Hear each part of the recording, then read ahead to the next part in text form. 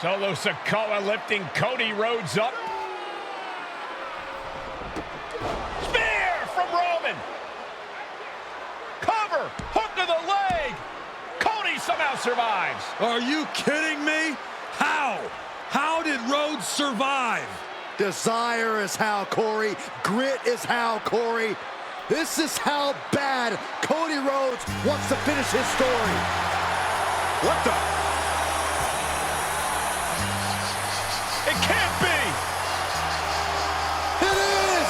John Cena's here. Cena's at WrestleMania. A saving grace for Cody Rhodes. John Cena here to fight off Solo Sikoa. Solo sent crashing to the outside, courtesy of the franchise.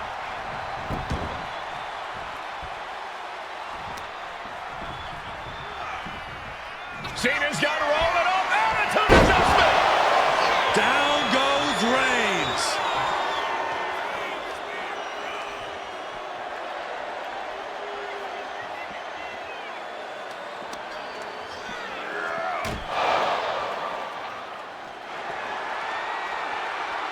And now John Cena with Solo Sikoa and through the announce table.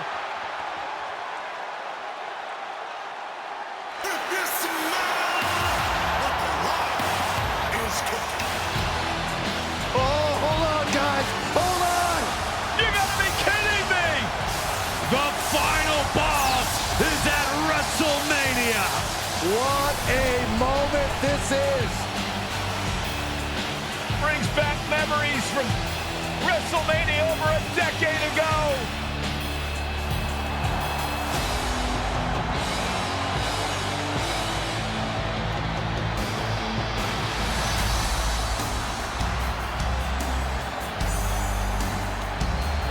Now this is a WrestleMania moment.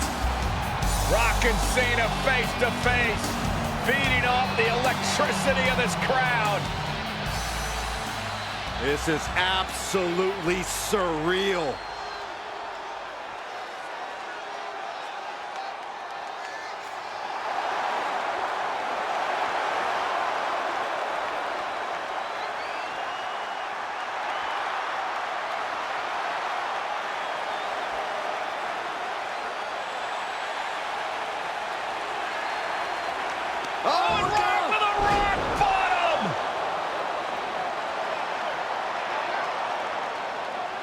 The final boss strikes, and Cena is down.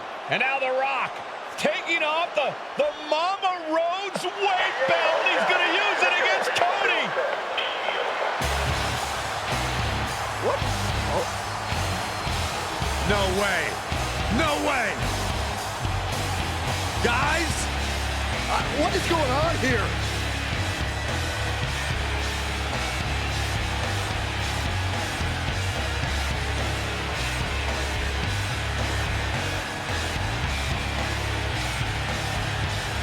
You know that music all too well, but it's Seth Rollins, and a Superman punch by Reigns intercepts Rollins, who's out here in the old Shield gear.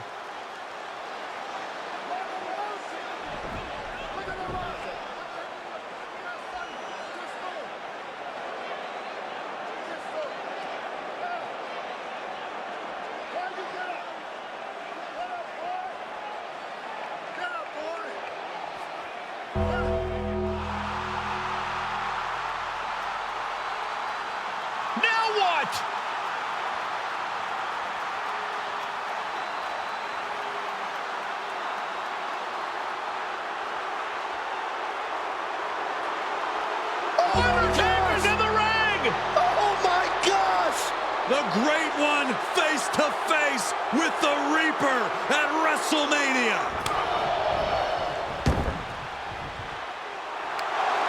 Undertaker with the Rock! Choke slam! The Undertaker's back in WrestleMania! Unreal!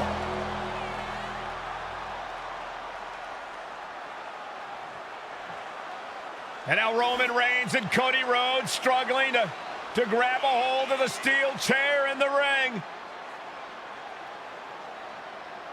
Both men struggling to their feet. Roman beats Cody Rhodes. And this could be disastrous for the American Nightmare.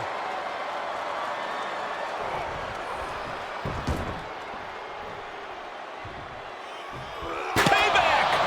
For all those years, Plan B.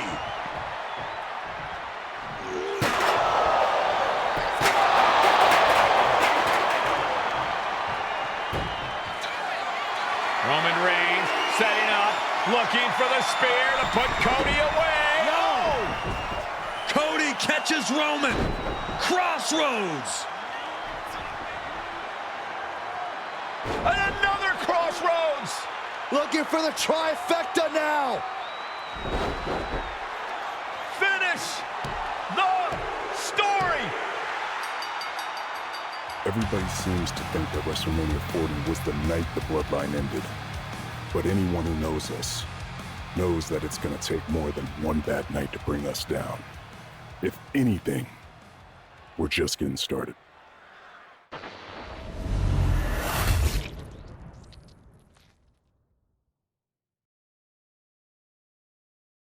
Ladies and gentlemen, my name is Paul Heyman, and I serve as special counsel and the wise man to your tribal chief, Roman Reigns, the undisputed, uncontroverted, unquestioned leader of the Bloodline, the most dominant group in recent memory and in the entire history of WWE. The Bloodline has all the damn gold. For nearly 40 years, I have worked for, alongside, and even employed the absolute greatest superstars to ever do it. Just how dangerous do you want to live?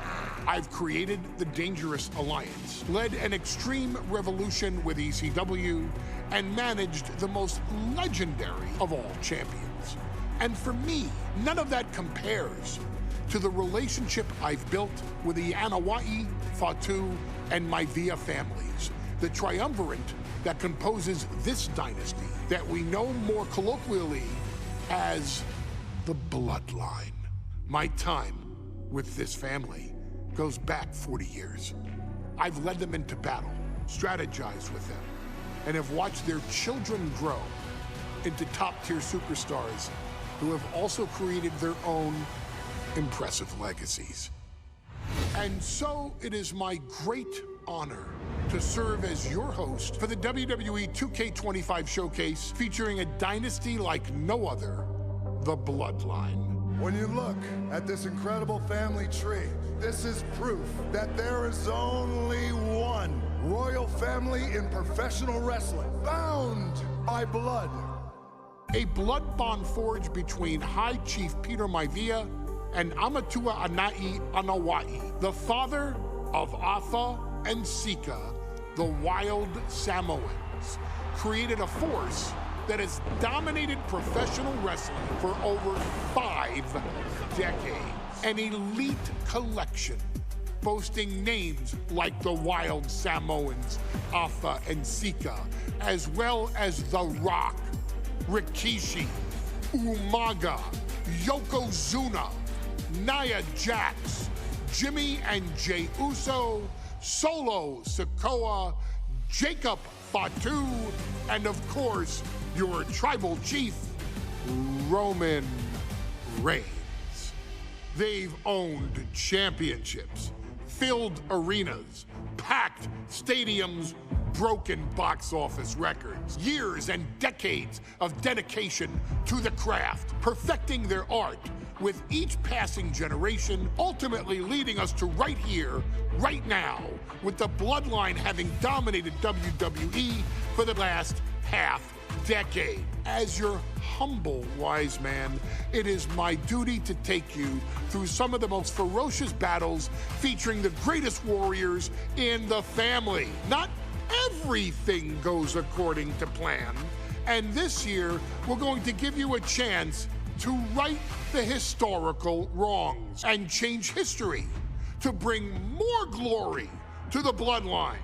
It's our showcase, after all. Honestly, their only real competition is themselves. Acknowledge me! All of this fighting amongst each other, this constant power struggle, no, I won't let all of that ruin this moment. Because it's not just about Solo Sikoa or Roman Reigns. It's not just about the Usos. It's about every single member of their family that came before them, who built the lineage and who made them into the superstars that they've become today. It's been said elsewhere that wrestling has more than one royal family. That's undeniably true. Also undeniably true is that for all of those other families, there's only one Bloodline Dynasty.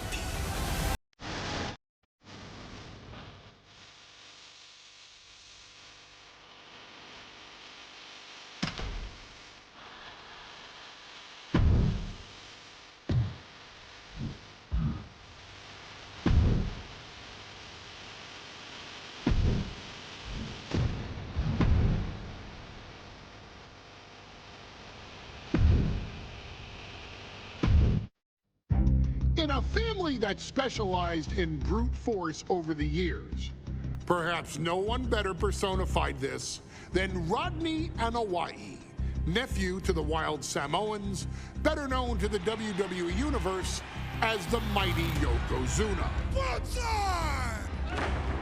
The family's first world heavyweight champion, Yokozuna arrived to WWE in the fall of 1992. An imposing behemoth, to say the least, Yokozuna would make an immediate statement, winning the 1993 Royal Rumble just a few months after his debut. This victory would grant him a WWE Championship match at WrestleMania IX, where he took on Bret the Hitman Hart. This meteoric rise to the top was only a hint of the dominance Yokozuna would have on WWE for the next year. 2 WWE championships, a WWE Tag Team Championship, victory over the era's titans like Bret Hart, Undertaker, Lex Luger, and Hulk Hogan. Yokozuna is my middle name. I'm named after my uncle. I carry it with like so much pride and weight on my shoulders just because of like what he's done for this business and like who he is as a person too. It's a cool middle name to have, man. I represent it with the pride, man, that I have. Hopefully, man, I'm making him proud by doing it. The manner in which Yokozuna melded incredible size with unspeakable agility shocked the WWE Universe, who to that point were used to their monsters hitting hard but moving slow. Yokozuna broke the mold, punishing opponents with super kicks, uranagis, leg drops, and of course, his devastating Banzai drop. A maneuver so effective that once it had connected, nobody kicked out of it. Nobody. Rodney was a very unique talent. I think the way he was able to handle all the pressure, it was kind of parallel to how he was in the ring. For someone to be so big and to be so nimble, you just don't see that very often. Rodney was one of those first solo guys, singles competitor guys that was able to go out there and really just make waves, make a big splash. I mean, pun intended, I guess. You know, that fool jumped in the pool, he'd knock out all the water, and that's the way it felt sometimes. He would go into those arenas and just suck in all the energy and be able to give it back. So when I look at Rodney, I see someone very similar to me, someone who understands the top, the very, very top of the game, the top position, and everything that goes along with it. In a career filled with so many highlight reel moments, perhaps nothing stands out more than when Yokozuna faced and defeated the so-called immortal Hulk Hogan at the first King of the Ring event in 1993. Looking to humiliate Hogan after the Hulkster stole Yokozuna's WWE Championship only 2 minutes after Yokozuna defeated Bret Hart for the title months earlier at WrestleMania IX, Yokozuna entered the ring totally focused on the task at hand. And on that night, he not only got revenge, but his victory would send Hogan packing from WWE for nearly 9 years. Hulk Hogan is finished. Many felt that Yokozuna had indeed killed Hulkamania. Now, you get to possess the power of the mighty Yokozuna and deal out punishment to Hulk Hogan to walk out of the King of the Ring, a 2-time WWE champion. Showcase the ability and the agility that made Yokozuna a Hall of Fame performer and take Hulkamania down. Banzai.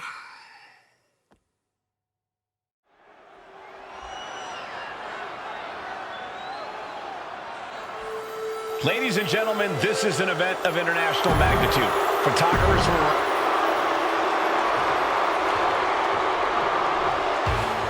Listen to this. What a phenomenal ovation for The challenger not taking their eyes off the championship. And the champ is staring daggers right back at the opposition.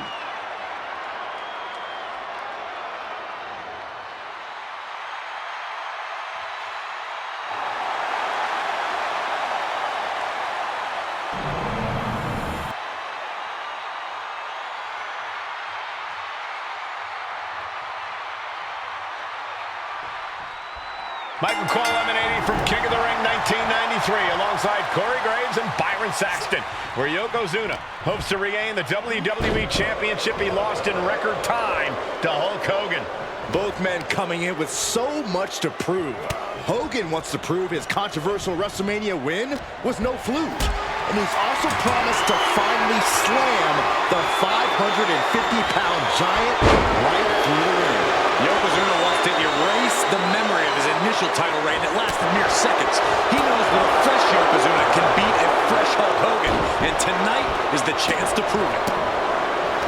Still so much more action to come after this amazing matchup. Of course, we have the King of the Ring finals later, but before then, there will be an 8-man tag team match with the Steiner brothers and the Headshrinkers on opposite sides. You want to talk about unfinished business from WrestleMania? Those two teams went to war back in Vegas, and I expect even more hard hits here tonight. Clubbing forearm! No mercy being shown to Hogan here. Yokozuna making Hogan regret wanting this match. I love it.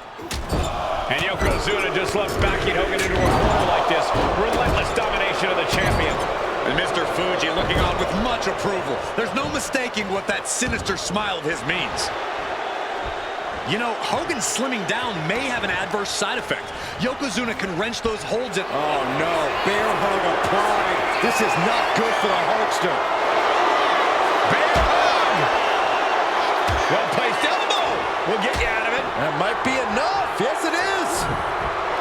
And Yokozuna is leaving no breathing room here. Yokozuna taking the fight to Hulk Hogan. The Hulkster's locked. Knee strike. And now he gets back into the ring. Hogan's in for it now. Belly to belly. Vicious. Uh-oh. Turned it around with a reversal. Can we talk about Yokozuna's meteoric rise in WWE? He's accomplished quite a lot in a short amount of time. Just look at the man's track record at major events. He made his premium event debut with a quick win at Survivor Series, won the Royal... Yoko now, belly to belly slam. That's got to be the end of Hulkamania. Jimmy Hart trying to rally. And a kick out by Hogan with authority. Hulk Hogan's not done yet. Hulk Hogan is coming alive. Yokozuna back to his feet. Big chop to Hogan. And Hogan's starting to hulk up here. How many times have we seen this over the years? These massive strikes from Yokozuna having absolutely no effect on Hogan. Hogan fired up. Hogan's ready to go. Hogan feeding off the energy of all the Hulkamaniacs. And here comes Hulk. And Yokozuna being backed up to the ropes. Big boot!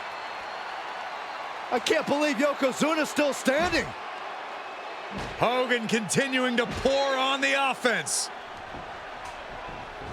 A second big boot, but Yoko still on his feet. Don't let up, Hulkster. Keep swinging, keep firing away.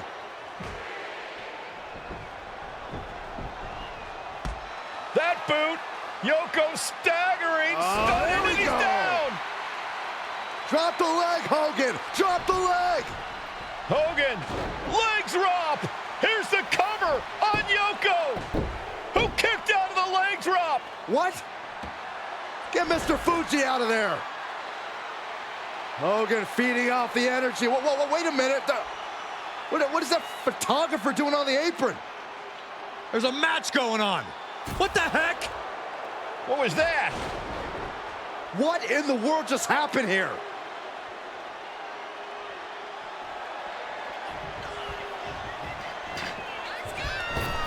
Oh, no. A big splash. Yokozuna demonstrating his full power. Hogan's in trouble. The big man, Yokozuna. Massive big leg drop. Tremendous athleticism from Yokozuna. Unique as they come, they broke the mold with him. Yoko says this one's over. Banzai drop. We might see a new champion crowned. And he's still in the game. I knew it would take more than that to put the champ away. But just how much more is needed? The end could still be right around the corner. And Yokozuna is just stunned. How in the world can someone get a shoulder up when a 600-pound man is on top of you? And he slides him back to the mat.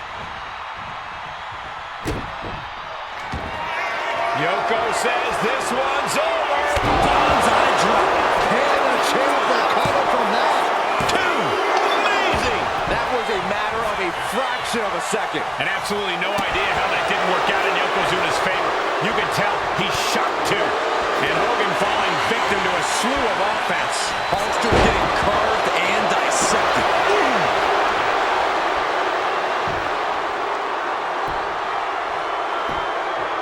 Agonizing. Yokozuna commanding respect from all in attendance. Attack right to the sternum. He's able to slip away from that. And that holds Hogan back. Oof. Right to the throat. My goodness. And Yokozuna's maintaining the advantage now. Yeah, Yokozuna is executing his game plan. Countered with a stiff headbutt. Clothesline delivered. Massive leg drop.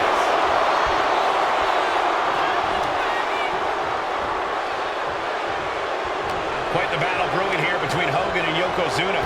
This is exactly what the crowd wanted to see back at WrestleMania.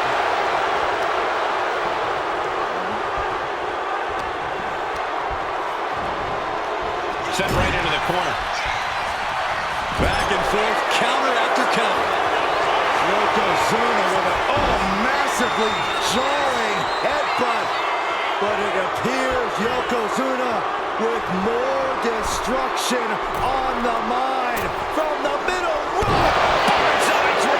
That might have just sealed the deal on us having a new champ. And Yokozuna is once again champion. I can't believe it. The winner of this bout and new WWE Champion, Yokozuna. We have the official word. Yokozuna is indeed the new WWE Champion. We may have just witnessed the end of Hulkamania, gentlemen. There's no may about it, Cole. Yokozuna just conquered Hogan, and every newspaper in Japan is going to be filled with pictures of our new WWE Champion. Here in the heartland of America, the heart of Hulkamania has just stopped beating.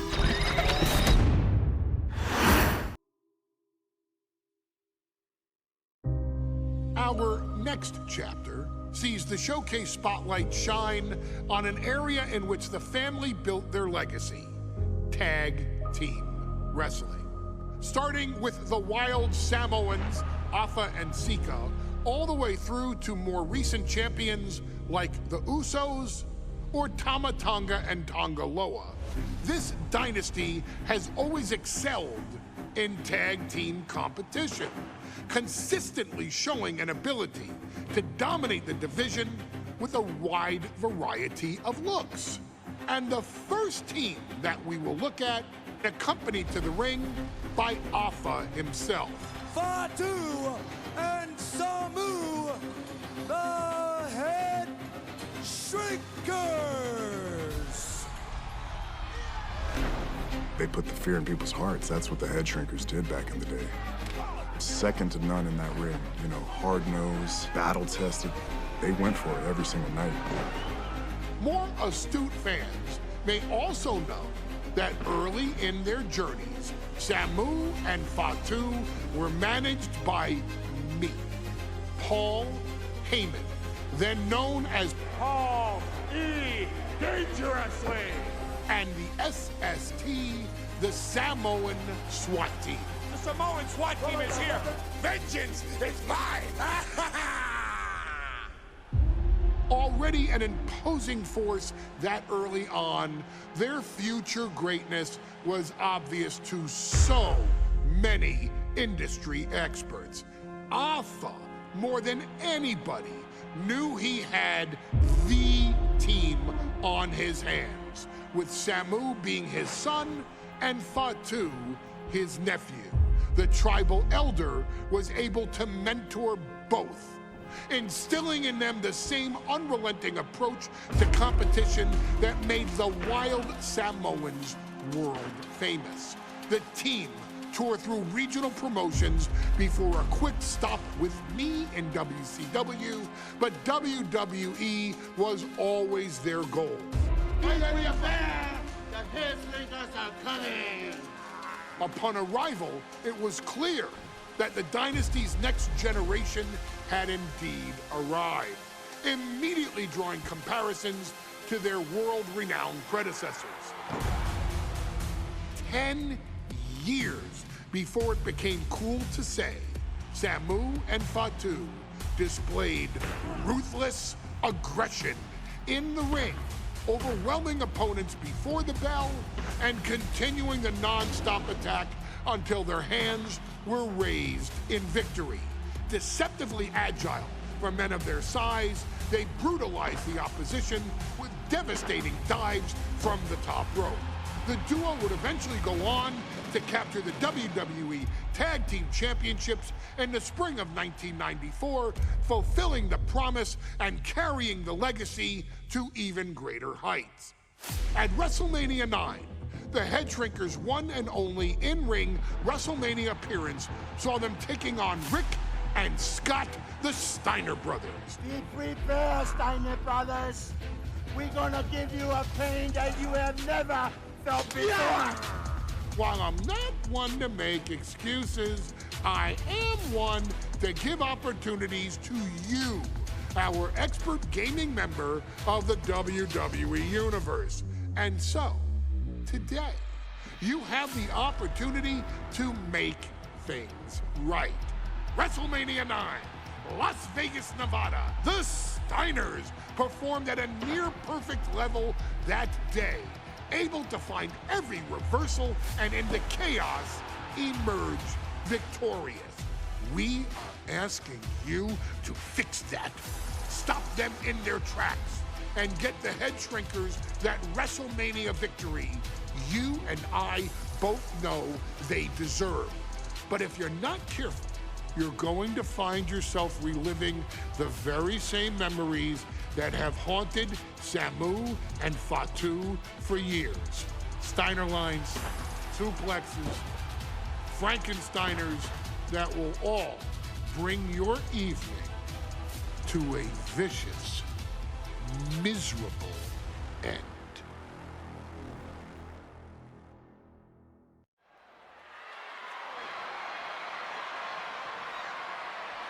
One of the toughest teams in WWE history. Nearly 600 pounds of pure savage.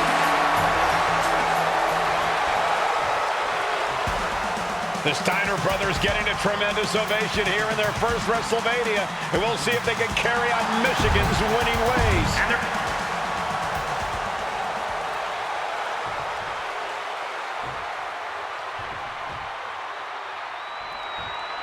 WrestleMania IX rolling on with potential show-stealing match, guys. Two very hungry tag teams facing off. Indeed, Michael, the Headshrinkers and Steiner brothers are both new to the tag division in WWE, but both teams are off to an amazing start so far. You have to imagine whichever team wins this high-profile fight becomes an instant top contender for the tag team championship. And with two teams this physical on such a big stage, it is indeed going to be a fight. WrestleMania IX shaping up to be a big night in the tag division, guys. Indeed it is, Michael. Two great young teams competing now. And later tonight, none other than Hulk Hogan will lead the Mega Maniacs against Money Inc. for the tag team titles. Odds makers in Nevada have the smart money on Hulk Hogan leaving Vegas with the gold tonight.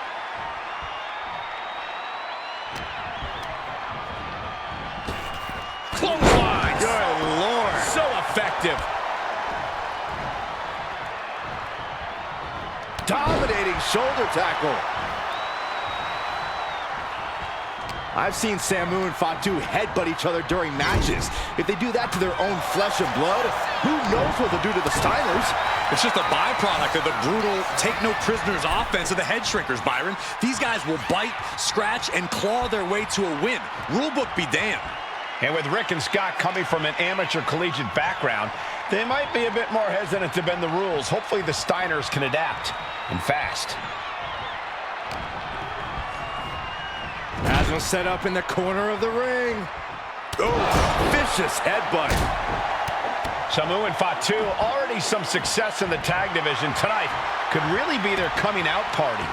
Well, they certainly have a tradition to uphold, Cole. The man in their corner, Alpha, has held the WWE tag titles on 3 occasions, and he's primed to bring the Headshrinkers to the top as well.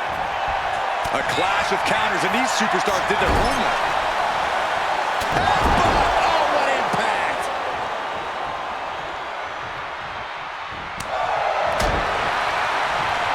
Kick right in the face. Steiner looking unable to get a leg up in this match. The Headshrinkers smartly keeping themselves out of the grasp of Rick and Scott Steiner. There is a method to the madness of the Headshrinkers. And tag! He finally made it. Oh, man. Before this match began, you heard the Steiners speak backstage. Scott saying, quote, "Me and my brother are going to go out with a game plan and do what we do best, and that's wrestle." That's all well and good for the Steiner brothers, but Alpha has gone on record saying that his men are looking to tear Rick and Scott's heads off. Oh! Eludes the attack. And a clothesline.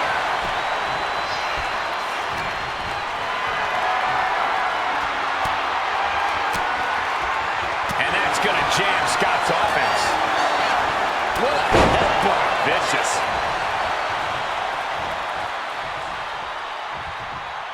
He's starting to feel the results of this pounding. Yeah, a very motivated Fatu in front of us. As we find ourselves surrounded by all this pageantry, do you think And there goes Steiner sent outside the ring. Fatu like a one-man wrecking machine right now, cleaning house. Oh, look at this, the power by Scott Steiner. But the tag was made and Scott not aware. Big kick. Scott Steiner did not see the blind tag made by Samu. Oh, this is not looking good for Steiner. And this is what the Headshrinkers do. Top-tier tag team wrestling. Steiner didn't see the tag, decided to hot dog around, and got a foot in the face for it. Samu setting himself up top. From the top. Double axe handle connects. Quickly back to the top. From the top. And we are really seeing the amazing skill sets of all 4 men in this tag team showcase. Well, we already knew about the brawling of the Headshrinkers and the grappling of the Steiners, but men as big as these four behemoths should not be able to fly around the ring like they have thus far. It is made for an extremely tough act to follow, guys. Oh, and a backbreaker! Right to the spine. From the top. Big elbow drop.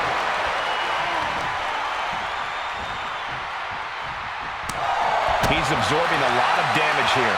Yeah, holding strong for this long in a tag team match is commendable, but it might be time to tag out. Samu dishing it out now. Seeing some high-impact offense from Samu and Fatu thus far.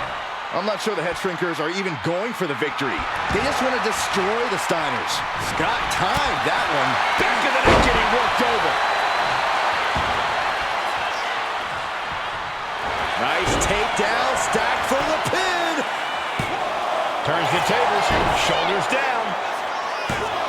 Reverses the pin, shoulders down. Kicks out before the 2 count. We are this far into the match. Where is this energy coming from?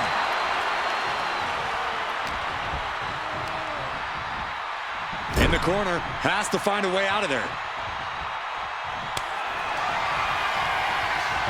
Tag, double team coming.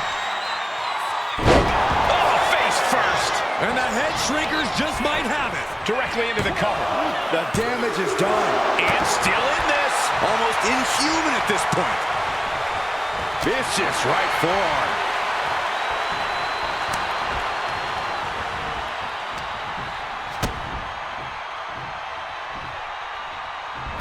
And Fatu may have felt that coming.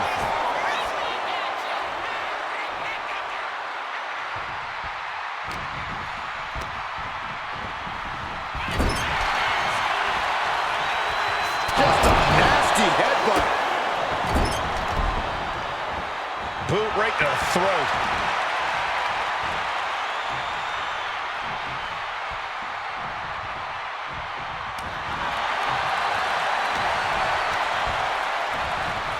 And he gets directed into the corner. Wicked clothesline.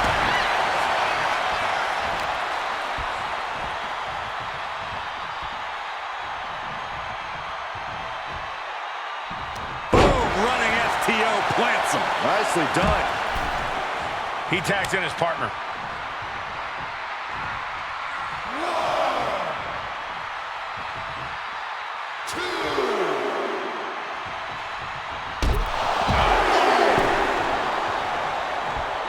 Brought down with a roundhouse.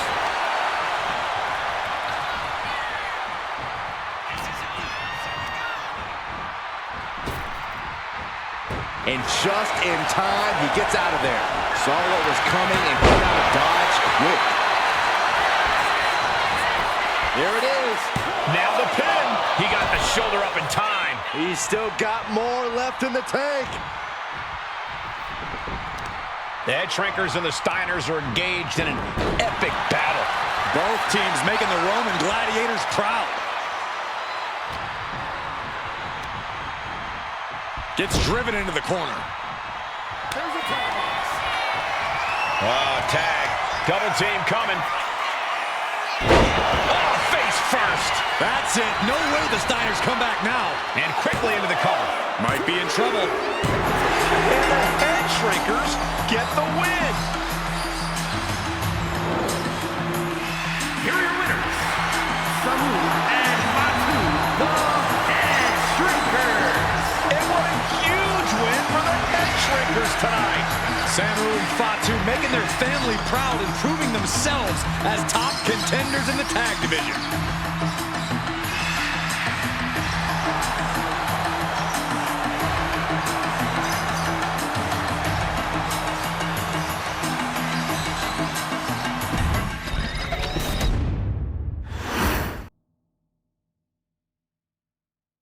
Hey, let's put this in the simplest of all terms.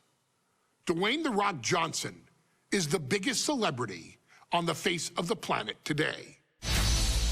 Now, whether he's a blue chipper, the people's champion, or as we know him right now, the final boss, The Rock has always commanded all of the attention in the arena since the very first moment he made his WWE debut at the 1996 Survivor Series.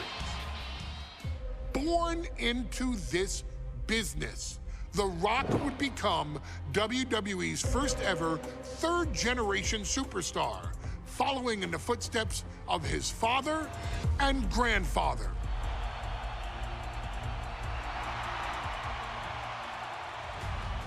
Who had competed in WWE rings before him. Dwayne had the huge responsibility. There's a legacy, and you have to take it so seriously. Even with incredibly high expectations, the Great One surpassed them all. Along with the usual achievements, if your name is The Rock: 2 Intercontinental Championships, 5 Tag Team Championships, 8 WWE Heavyweight Championships, a Royal Rumble victory, not even to forget the fact that The Rock once led an entire nation. The Rock has one of the more noteworthy feats in WWE history, earning WrestleMania victories over Hulk Hogan, Stone Cold Steve Austin, and John Cena.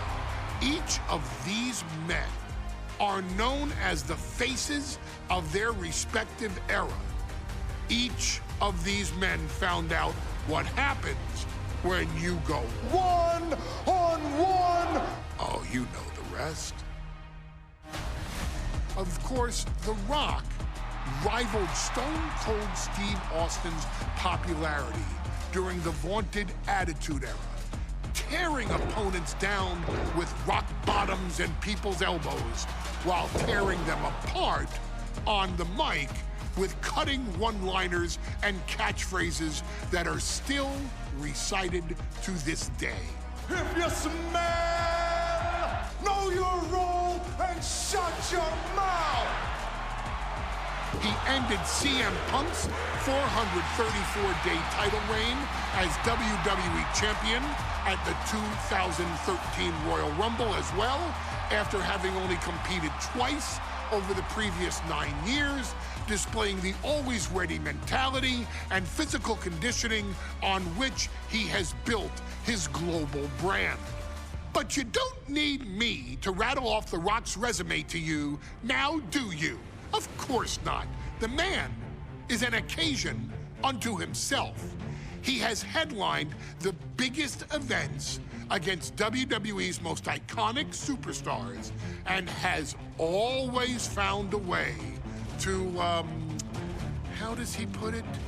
Layeth the smackdown on some jabroni's candy ass.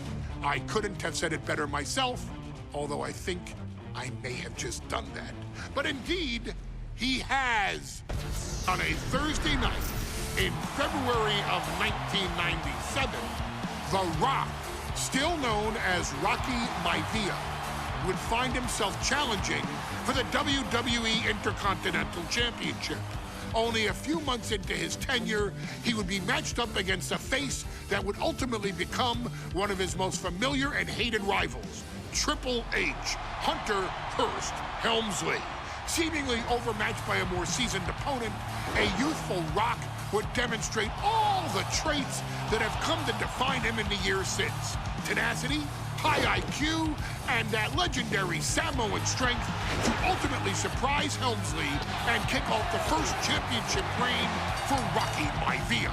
It would be the first step of a journey that has ultimately led The Rock into the pantheon of WWE's elite. So now it's all in your hands. It's up to you to showcase the undying drive that makes The Rock the hardest worker in the room to deliver a shocking upset against the Greenwich snob himself.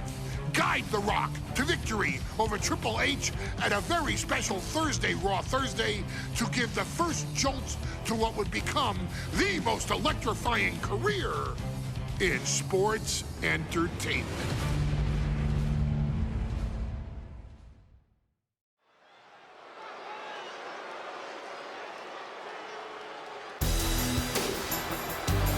And here comes the #1 contender, at least for tonight, Rocky Maivia.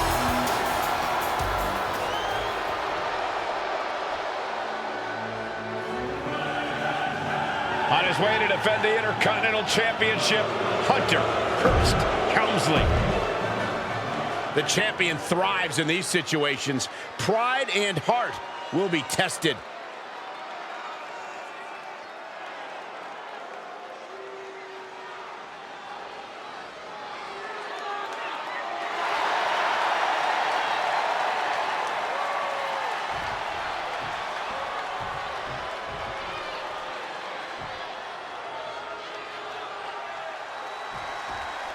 The Intercontinental title hangs in the balance. Tonight in a match between our refined champion, Hunter Hearst Helmsley, and the young challenger, Rocky Maivia. Rocky Maivia has a lot to prove here. The third-generation up-and-comer would love nothing more than to grab his first championship tonight and send a message to the WWE that Rocky Maivia has arrived. But Hunter Hearst Helmsley will do everything in his considerable power to stop that from happening. And as far as Helmsley is concerned, Maivia is barely even worth his time. Before this match, I was talking to Helmsley, and he said he can beat the snot out of this Maivia kid in less than 10 minutes. In fact, he was showing me on his watch. Cobra clutch cinched in. The Cobra clutch is in. It's locked in so tight. In trouble here? A couple of elbows to the jaw, and that'll break things up.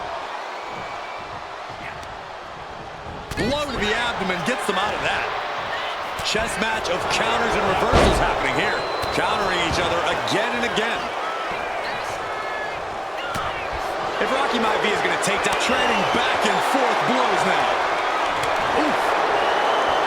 The fight is on, and it's furious. Two titans trading strikes and refusing to back down. Nothing pretty here, just good old-fashioned fisticuffs. It looks like we've got ourselves a brawl here. Just teeing off with that fight forever vibe. Back and forth, neither one giving up any ground. There is the people's punch. Boom, what a right. And even before the bell rang tonight, I think Hunter Hearst Helmsley has been trying to frustrate Rocky. He's trying to say, hey, young fella, we're going to do things at my pace, not yours. Rocky, the 6'5", around 270-pound stud, just has to keep his cool. Don't take any unnecessary chances against a cagey competitor the caliber. Perched up top, a diving knee drop. Maivia took to the sky and executed that high risk perfectly. I don't think Helmsley had that scouted at all. And give credit where it's due. Rocky Maivia is leaving nothing in the ring in pursuit of the Intercontinental Championship.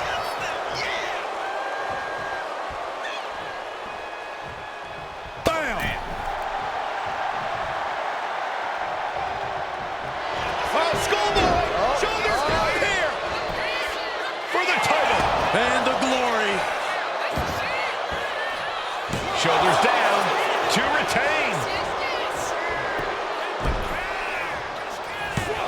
He breaks the ref's count after one. If that won't beat him, I'm not sure anything will. A face buster knee smash. That looks painful. Helmsley with a ruthless attack, and he might have Maivia here. Ooh, right to the gut.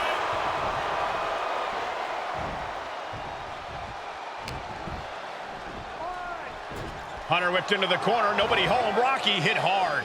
And now Hunter looks to take over this match. Helmsley muscling Maivia up to the top turnbuckle in a big right hand. Helmsley with something big in mind here for his challenger tonight.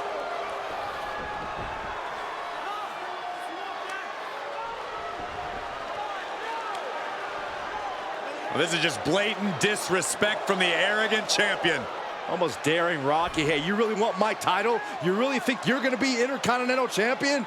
Up to the top. Hooking Rocky into a superplex. This could be it. Can Hunter capitalize? This could be it. Hook of the leg and a cover. And Rocky stays in it, getting his shoulder up. Still not enough to put out the flame of Rocky Maivia. Hunter has to be asking himself, what else do I have in my arsenal? And I think we may get our answer, gentlemen. Yeah, it's just a matter of time, I believe, before this one's over. Hunter hooking Rocky, taking his time, looking to put him away. Maivia just collapsed. This just shows you how much damage Hunter Hearst Helmsley has inflicted on the challenger in this matchup. I think Maivia's done. The official might want to step in, call this one. The official checking on Rocky. Hunter Hearst Helmsley believes this is close to being over. Lifting him back up again. Rocky rolled through. Shoulders down. Rocky wins the title. Rocky Maivia has shocked Hunter Hearst Helmsley. Here is your winner and the new Intercontinental Champion, Rocky Maivia. We have a new Intercontinental Champion.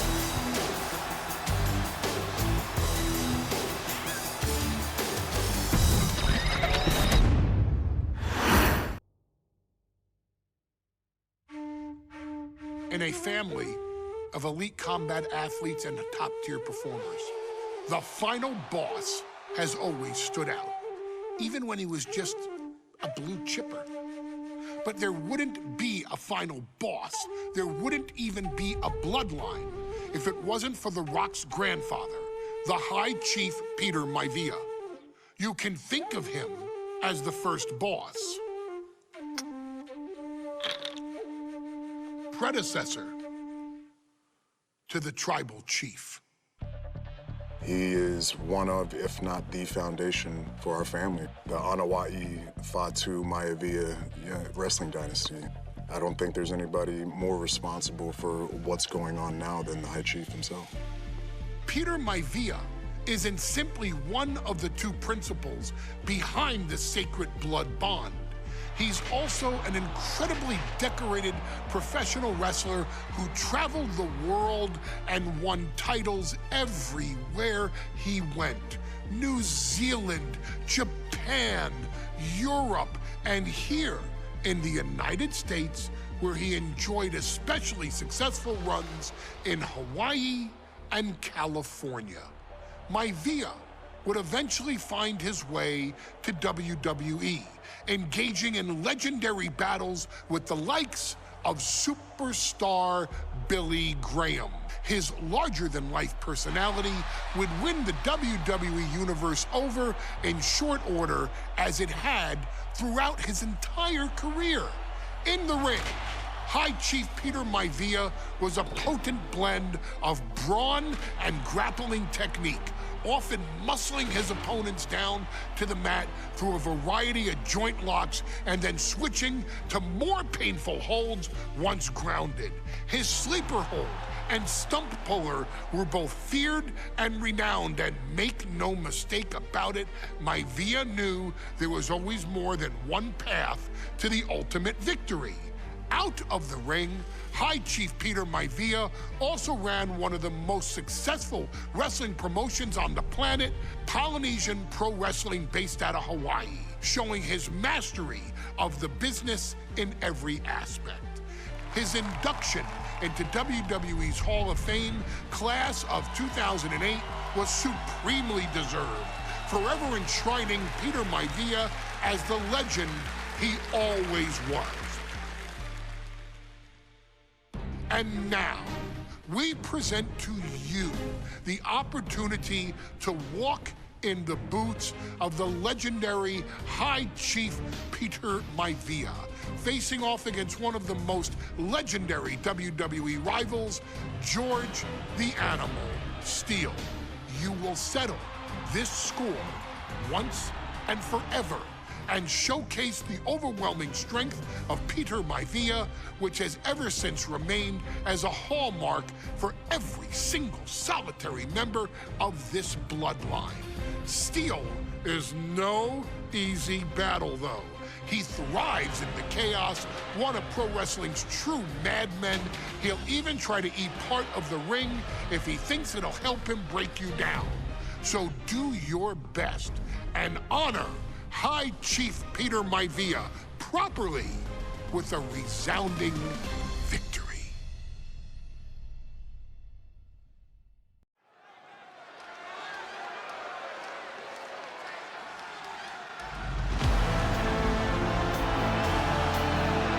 Uh-oh, somebody called the local zoo.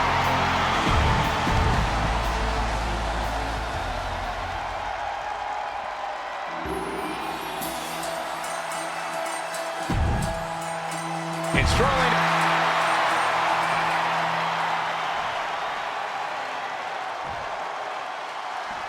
Steel cage match underway. Peter Maivia versus George the Animal Steel. Most of the matches between Peter Maivia and George Steele have ended inconclusively, but this time we'll have a winner. These are two very different men, Cole. The High Chief is a man of great pride and respect for the ring, while Steele is, well, he's an animal. I can't think of two opponents with more opposing styles. You said it, Corey. Let's just hope this one gets taken care of in the ring tonight. Just grounding and pounding. The High Chief Peter Maivia really making a name for himself at WWE, but he's had plenty of experience on the way up. Plenty of championships on the West Coast, but he's made the biggest splash in Hawaii, where he earned multiple tag team titles. Oh yeah, Maivia is a huge celebrity on the islands. In fact, I've heard some consider him the personification of Maui. Headbutt after headbutt after headbutt. Peter Maivia is looking unstoppable now. Yeah, and Maivia has really figured the animal out here. Peter Maivia turning his attention to the WWE Universe now. Oh my! Guys, I think he just got busted open. Oof, yeah, that does not look good. Can he continue like this? Gentlemen, we've touched on the differences between Maivia and Steele as competitors. One man based on order, the other on chaos, but it's reflected in their looks, too. Indeed, Michael. Just look at the sculpted physique of the High Chief. And the tribal tattoos on his body are extremely intricate and definitely eye-catching. And Steele is, well, he's an ugly creature. Enough hair on his upper torso to classify as fur. Folds in his bald head. He's like a modern-day Neanderthal. We've seen that Steele isn't above using a foreign object to gain the edge against Maivia. So he's got to have the advantage in a match where they're surrounded by one huge weapon, right? Well, you'd think that, Cole, but think about how these men prepared for this match. The High Chief is a consummate professional who's game planned for this stipulation. And Steele, well, I think he just shows up to the arena and asks who he's fighting. Boom, running STO plants him. Nicely done. The animal has to be elated to be in this steel cage against one of his biggest rivals, no less. Yeah, Byron, we've seen the animal brandish a weapon against Peter Maivia before when it was against the rules. The High Chief better be prepared for Steele to get even crazier. Oh, Maivia is prepared, all right. The man is extremely tough and agile. In fact, the High Chief's entire body can be considered a weapon. Another attack to the head and looking a little dazed.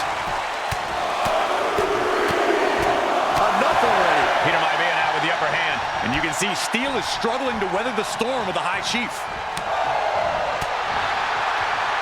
Uh-oh.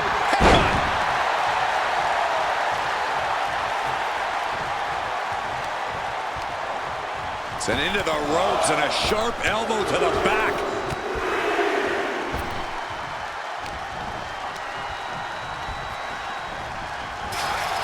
Peter Maivia very tough, but he also has movie star good looks. Quite the combo. And it served him well, Michael. In fact, the High Chief has major acting and stunt work credits to his name. And who knows? Maybe we'll see the Maivia name on Hollywood billboards again sometime. Well, before any of that happens, the High Chief needs to survive this war against the animal. You gotta admire the determination here. Trying desperately to escape. Oh! This is not gonna end well. Powerbomb!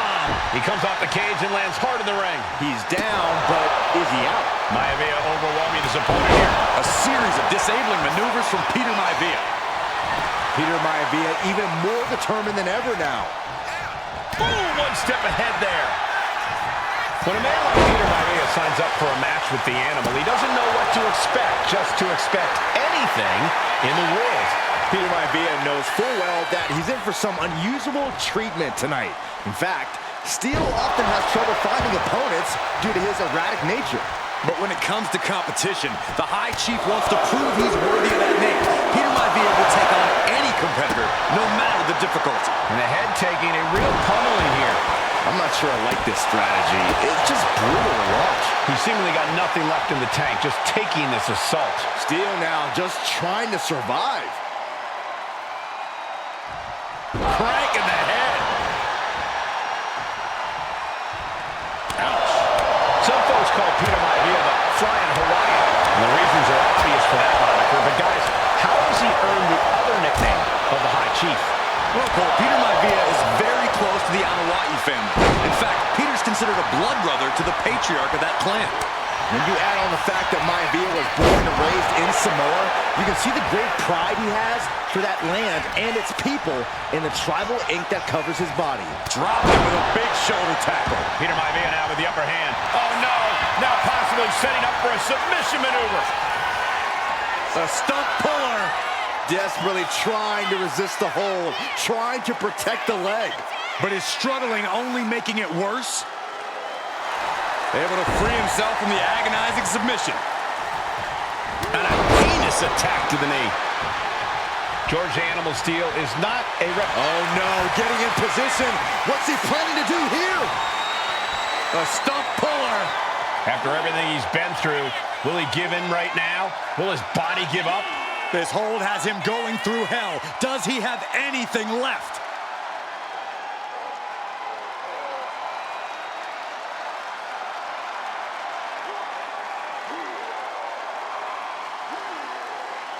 And would you look at that? He just let go of the submission.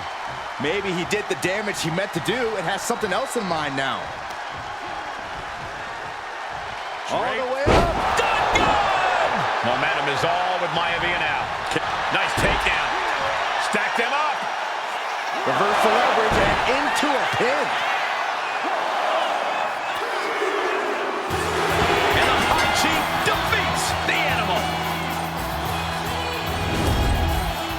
Here is your winner, High Chief Peter Maivia.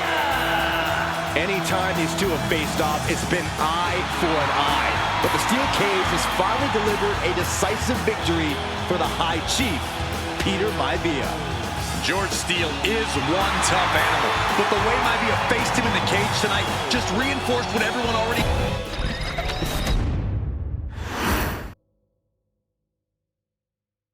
She's not like most girls. She's also not like most WWE superstars. Nia Jax, the reigning queen of the ring, is a reckoning, a force of nature that blitzes right through her competition. A cousin of The Rock, Nia Jax arrived in NXT almost 10 years ago with astronomical expectations. Undaunted, Nia Jax would dominate early opponents, finding herself competing for the NXT Women's Championship mere months after her debut. It did not take long for those running Raw and SmackDown to take notice. Well, our next pick, Nia Jax. And Nia Jax would join the Raw roster as part of the 2016 draft lottery. And since joining the main roster, absolutely no one has been safe from Nia Jax. She is a two-time women's champion. She is a two-time women's tag team champion. She competed in the men's Royal Rumble match in 2019, even getting an elimination while in the ring. Nia Jax looking to eliminate, she does! She's battled standouts like Charlotte, Bayley, and Becky Lynch. And all the while, she has left undeniable destruction in her wake. In the ring, she applies many of the same tactics that once benefited Yokozuna, even using her own version of the bonsai drop, known as the Annihilator. And just like its namesake, if it connects your night, is over. And Nia Jax remains driven for even more success, jumping at any opportunity to prove her dominance. This last year, that included entering into the 2024 Queen of the Ring tournament after earning victories over Naomi, Jade Cargill, and Bianca Belair. Nia Jax would fight her way into the finals, taking on former NXT Women's Champion Lyra Valkyria. Valkyria built a lot of momentum, defeating Dakota Kai, Zoe Stark, and Io Sky to punch her ticket into the final at the Queen and King of the Ring. With an obvious game plan, Lyra would look to stick and move, avoiding the colossal attacks of her opponent. Unfortunately, as often happens when competing against Nia Jax, Lyra made one miscalculation, and that error in judgment provided Nia Jax with the opening she needed to annihilate her competition. This is your opportunity to crown the first queen in Bloodline history. Make Lyra suffer. Make her regret ever entering your ring. Showcase the otherworldly power that forces an entire roster to cower in your presence. Because when you're an irresistible force like Nia Jax, resistance is futile.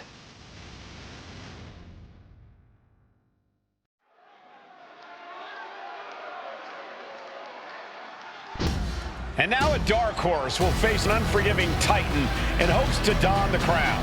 Lyra Valkyria versus Nia Jax and the Queen of the...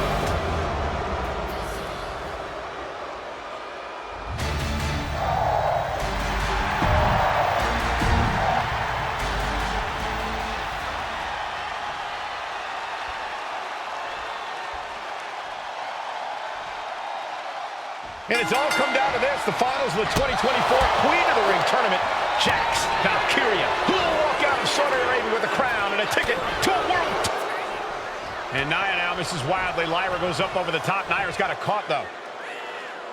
Lyra trying to rely on her technique to bring down the irresistible force, but having no luck at the moment. I'm not sure this is going to work either. Jax just entirely too strong, but whoa! That was interesting. Oh, nice athleticism by Valkyria. Even Jax might be a little impressed. I wouldn't go that far, Saxton. Here comes Nia, just imposing her will on Lyra Valkyria.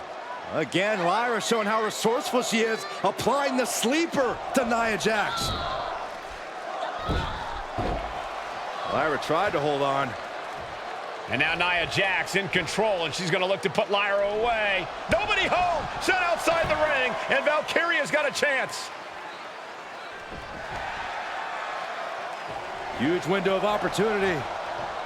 Right now for Lyra Valkyria to strike. Lyra may actually pull this off. Lyra may become queen. Lyra has the advantage. She has Nia reeling. But Lyra can't win Queen of the Ring with Jax on the outside. This match has to end in the ring. Textbook scoop slam. Anything can happen in WWE. It used to be a tagline, but it's the truth, and Lyra Valkyria is living it. Over the last 12 months, Lyra has already knocked off the likes of Becky Lynch and Io Sky, but she's never faced anyone the size of Jax. This is a first for her career.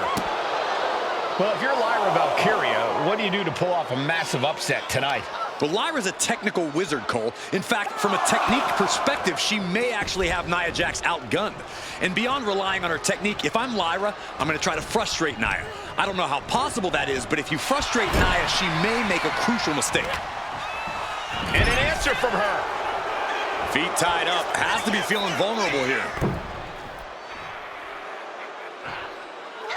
Stuck in the tree of woe and just having their face stomped. Many in the WWE Universe getting their first look at Lyra Valkyria. She's only had 3 main roster matches so far, and they were all in this tournament. Big wins over Dakota Kai, Zoe Stark, and Io Sky over the last 3 weeks. That's an extremely impressive start for Lyra. Wow, undefeated for 3 weeks? When Nia Jax joined the main roster, she didn't lose a match for over 7 months. And Jax has stayed that dominant for years.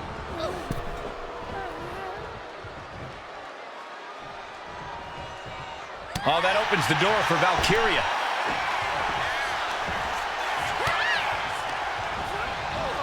And she's set right into that corner. Confidence is always a key for Nia Jax. She comes into every match thinking she has it won. But when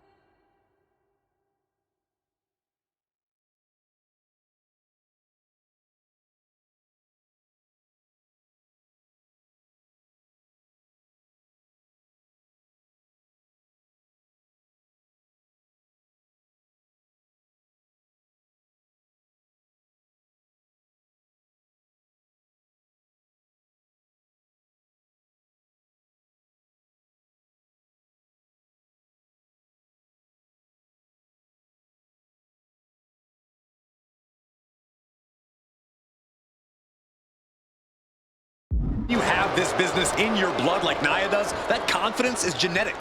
But ever since the Irresistible Force returned to WWE 8 months ago, her confidence has been on another level. And she's gaining even more confidence as this match progresses. Jax may just be unstoppable now. Nia Jax. Uh-oh. backfire into a DDT. At last, Lyra keeping that string of offense in check. Valkyria trying to bring the fight back in this one. Uh-oh. And Valkyria expected that.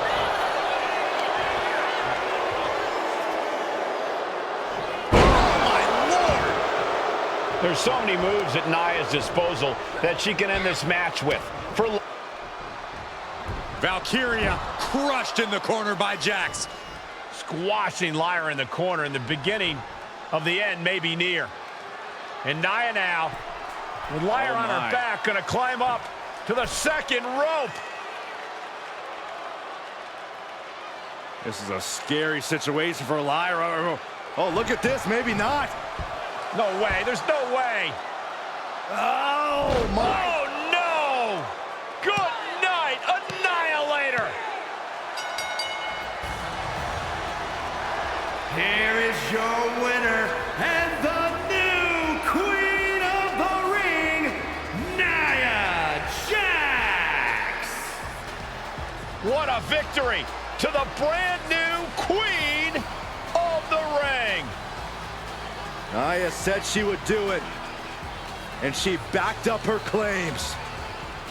And now the Chief Content Officer of WWE and Triple H going to come in to congratulate Nia Jax and officially crown her the Queen of the Ring. Absolute dominance by the new Queen.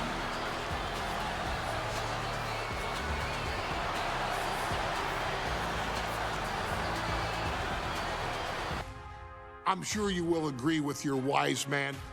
Many WWE superstars say they will do whatever it takes in order to achieve success. Quite often, it's a bunch of BS. But if you're lucky, you may run into someone who is willing to look out for the group. Someone willing to make sacrifices. And for this family, there was no one better than Rikishi. After the Headshrinkers run in WWE came to an end, Rikishi, then known as Fatu, would go on a journey of self-discovery. This journey would lead to him taking on the name Rikishi, a subtle nod to his cousin Yokozuna, as well as an opportunity to start fresh with a global audience.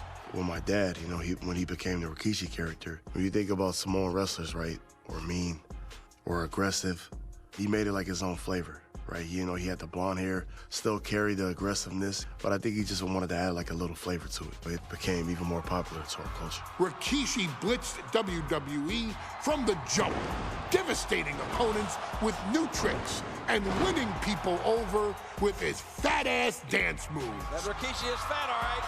P-H-A-T.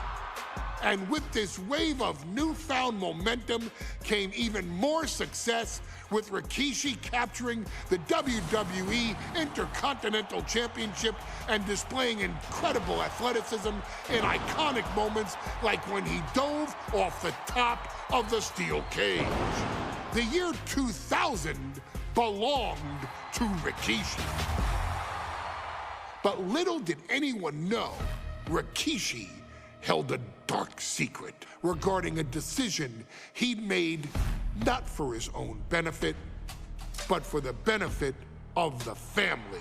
It was at the 1999 Survivor Series that Stone Cold Steve Austin was hit by a car in the arena parking lot, forcing him from the main event later that night for the WWE Championship. For nearly a year, all of WWE was consumed with figuring out who was driving that damn car and why Austin was targeted in the first place.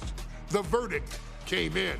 The car was driven by Rikishi. Rikishi would stand strong.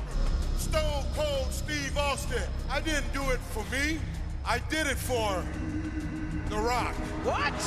Rikishi would lay out a years-long gripe that WWE preferred Steve Austin to The Rock, and so Rikishi had made sure that The Rock's only competition had been removed from the picture.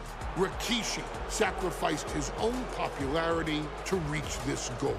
The Rock thrived while Austin was on the shelf. For Rikishi, the struggle and fall was all worth it.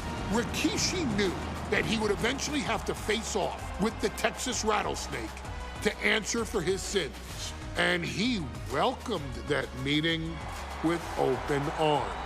What Rikishi was unprepared for was for WWE to stack the deck entirely, looking to make Rikishi pay for taking out their golden goose. Stone Cold Steve Austin was allowed to drive his truck directly to the ring and was generally given the freedom to do whatever the hell he wanted in the name of revenge. We are going to make things right.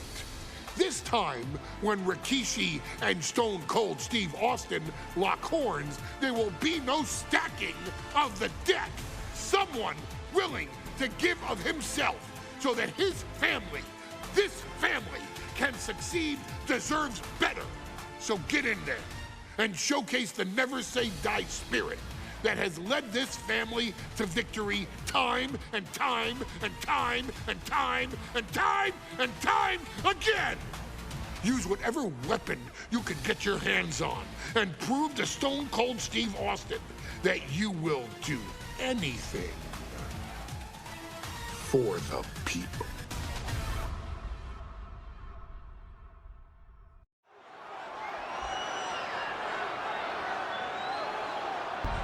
Is it legal to not show up? Rikishi has brutalized Austin lately. Austin will be here, Byron. I just refuse to think.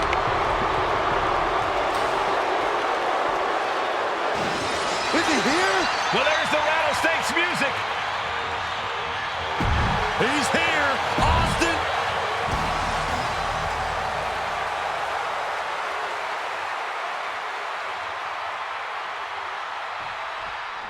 It's a miracle Austin survived being run over by Rikishi. Now a pissed off Texas Rattlesnake is on the loose and out for revenge. It took Austin almost a year to recover from the injuries he suffered in that heinous attack. You can't blame Austin for the damage. Lift off, senton from the apron. Completely flattened, and that should do it. That has to do it. We've talked so much about motives leading into this match. In my view, Rikishi's are delusional. His family had been given equal opportunities, and they all took full advantage of them. Yeah, my blood boils at the propaganda Rikishi's been selling.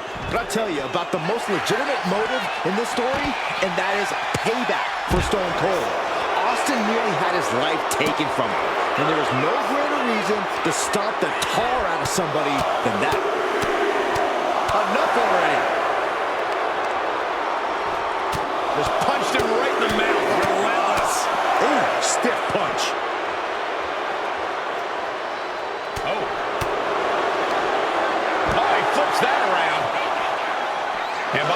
just cannot see any legitimate reason why we Stone Cold like Rikishi did last Survivor Series. I mean, Austin does ruffle the feathers of a lot of people, Michael. Austin and Rikishi trading heavy artillery on the outside, and here comes the rattlesnake. Stone Cold Steve Austin fired up and revenge on his mind. You got to think about how bad Austin has wanted this ever since Survivor Series last year. Been dying to get his hands on Rikishi.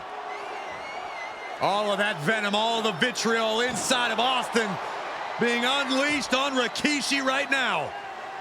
Remember, this is no holds barred. Anything goes. Austin has Rikishi down. The rattlesnake is red hot. And do you hear this capacity crowd? They want more from Stone Cold. All that he wants to see Rikishi get beaten down like a pile of human filth. Corey, Austin has been out of in-ring action for nearly a year. Does any possible ring rust factor into this match?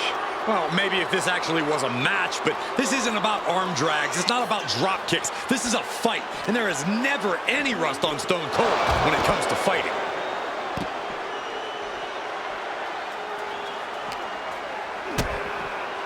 DDT! And Rikishi lately has been calling himself a visionary, a pioneer. All a bunch of garbage, if you ask me.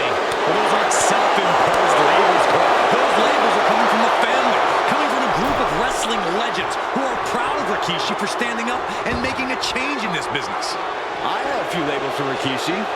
Coward, liar. And Rikishi slows Austin down with a thunderous right. Austin's in trouble. And now steel chair. Oh, and Austin, he just averted disaster there. And now Austin gonna deliver the punishment with the steel chair.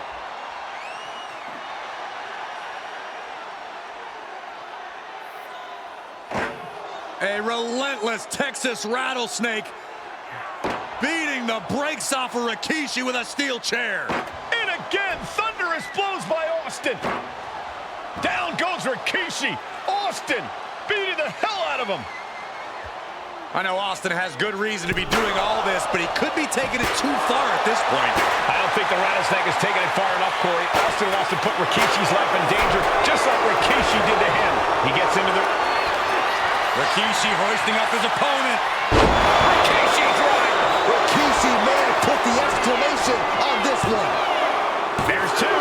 Somehow he kicked out. Austin somehow kicked out. I cannot believe the beating he's been able to endure. Hey, it might be time for a change of strategy. His best move didn't get the job done.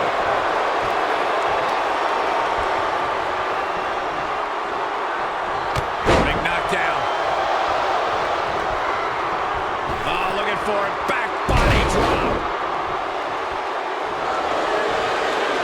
Oh, spine buster. Oh my.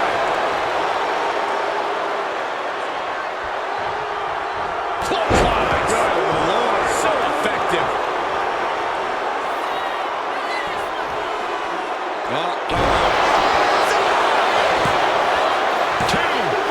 Just a 2 count that time. That's really as close as it gets. Just punched him right in the middle. Relentless. Right in the face. My God. Rikishi is picking the competition apart. Rikishi with an onslaught here against Austin. Dare I say, Stone Cold could be in trouble.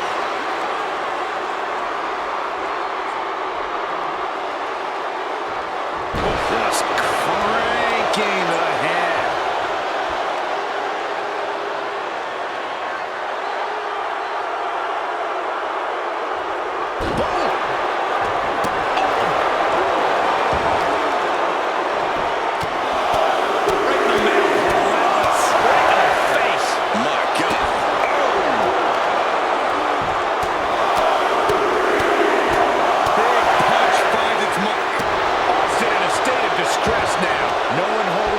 Family down now, taking out. Scooped up, here it comes. Rikishi driver. Is that enough to take out Austin? Looking for the pin, but was that enough? Rikishi somehow defangs the rattlesnake. Damn it.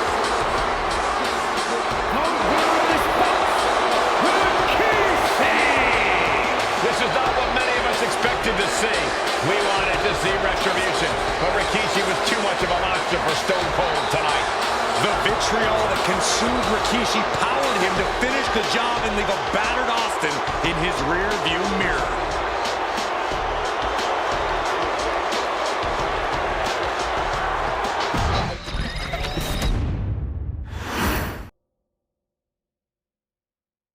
His arrival signaled impending doom. His very presence was enough to intimidate even the bravest WWE competitor. His name itself simply meant the end. And if you found yourself standing across the ring from Umaga, you were most certainly coming to the end of your own road. The younger brother of Rikishi, Umaga, was every bit the Samoan bulldozer that his nickname would suggest, mauling opponents with ease, relishing the chaos that he created. A menace to the entire roster, an unrepentant badass, Umaga tortured his prey with high-impact collisions before ultimately sealing their fate with his vaunted Samoan spike, a vicious move used today by Solo Sikoa. Inside the ring, man, he was just a complete monster. Anybody that stood in front of him, he was gonna wreck him no matter what he had to do. He was just a crazy, wild Samoan. Outside of the ring, man, just a loving guy to be around. A fun uncle, always joking, always barbecuing at his house. I always looked up to him. He was just so cool. Perhaps an unheralded aspect of Umaga's game was his mastery of mental warfare. Umaga loved to present a wild, out-of-control savage, one who needed manager Armando Alejandro Estrada to handle all the details while he destroyed opponents. Umaga was the perfect definition of the word aura.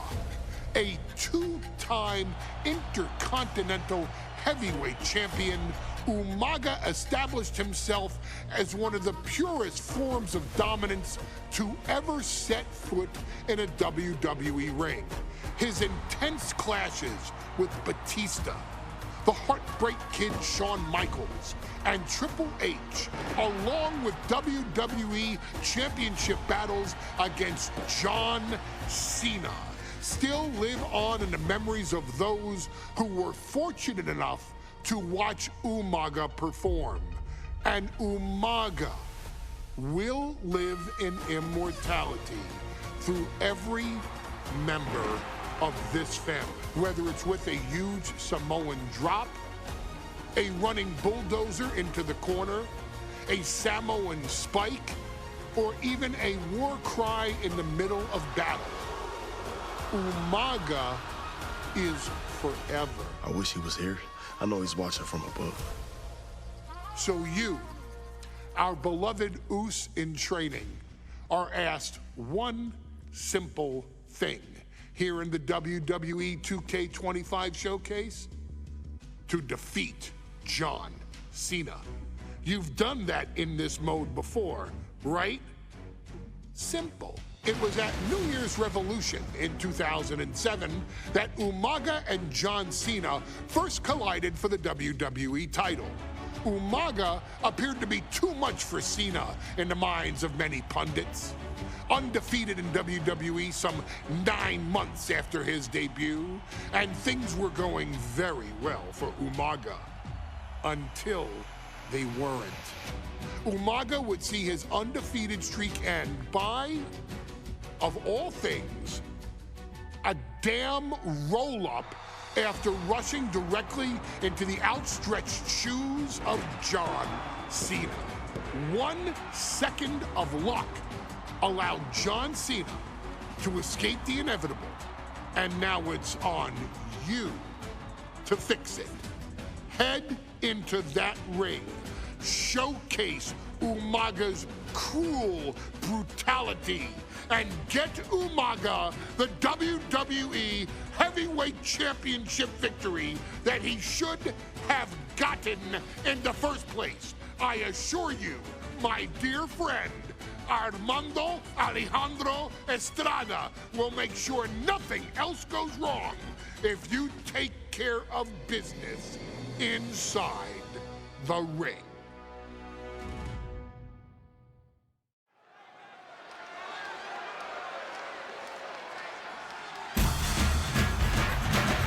Well, ladies and gentlemen, here he is. He can be the next WWE champion. The near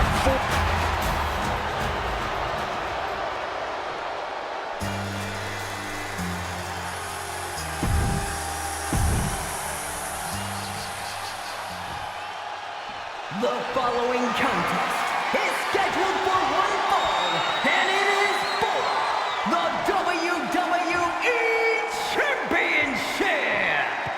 Introducing first, the challenger from the Isle of Samoa, weighing in at 353 pounds, Umaga.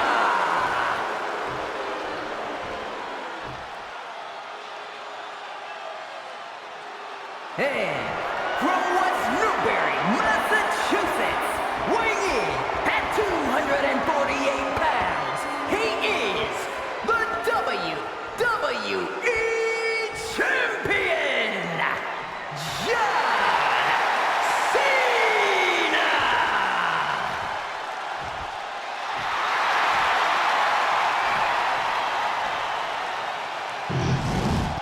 Lots of competitors in the back dream for a shot at this title.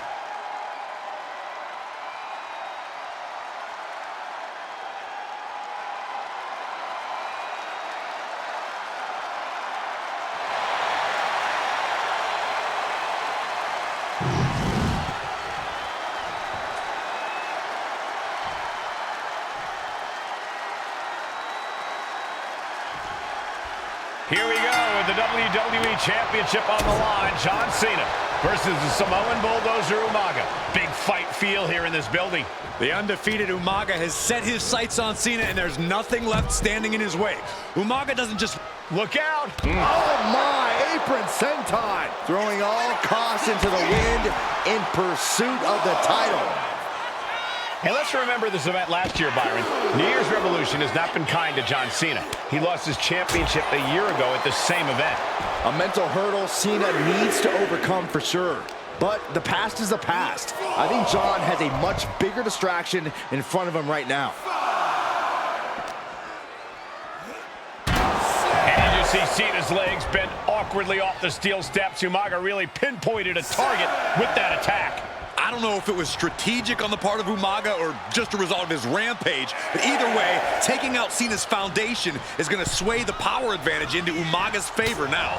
And Umaga will look to continue to use his 100-pound weight advantage in an effort to become the WWE Champion. Stamina is going to be a key factor in this match tonight. Can Cena weather Umaga's vicious attacks? Can Umaga keep up the offensive pressure as Cena drags this into deep waters? I think you're right, Cole. This might just come down to who has more gas in the tank. And that was a precisely measured attack. Cena tonight attempting to do something no one else has been able to do. Be it HBK, Triple H, Kane, the list goes on and on. No one has been able to beat Umaga.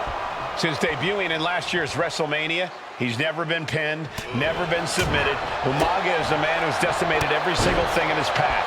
It's not hyperbole to call him a dangerous and deadly savage.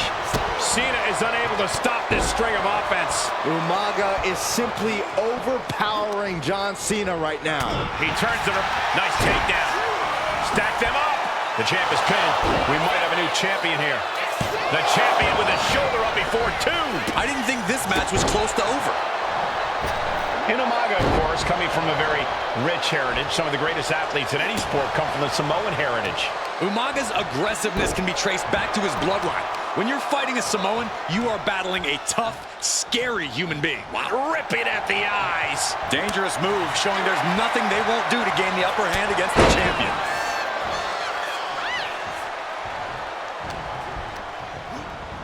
Put into the corner. What could be next? And Cena flattened in the corner. Umaga's just overpowering him. Look at the strength. Into the corner, just setting Cena up. You have to start to ask yourself, is the end of John Cena near? I think so. Look out! A headbutt. No one has been able to stop Umaga. No one. You are seeing why Umaga is undefeated. Why no one has been able to stop the Samoan Bulldozer. Here comes Umaga, and Cena catches him with a boot. John Cena from behind, rolls him up, shoulders down, and a kick out by Umaga. And Cena immediately back into the clutches of Umaga. I'm not sure what else Cena can do here. I'm not sure John Cena knows how to stop Umaga. And Corey, you know there's no force equal to being on the receiving end of a headbutt from Umaga. It's in Umaga's DNA. Generations have perfected the art of using their own skull as a weapon that could stop an elephant.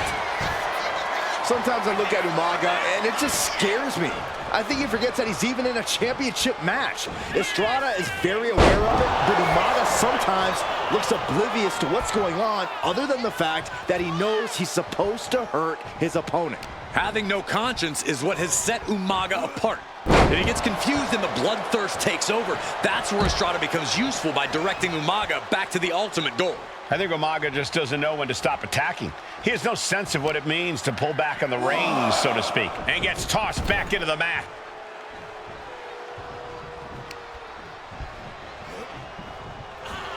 This'll do it. Umaga. Samoan spike. Could that be enough to gain the title? Cover. The champ isn't going down easy. This is complete insanity. Still holding on to the title by the skin of their teeth. And now the Samoan Bulldozer are going to have to dig a little deeper to close this one out. Momentum fully shifted to Umaga. Cena has no response for Umaga's savage and brutal offense. Devastating punch right to the face. Cena dodges out of that.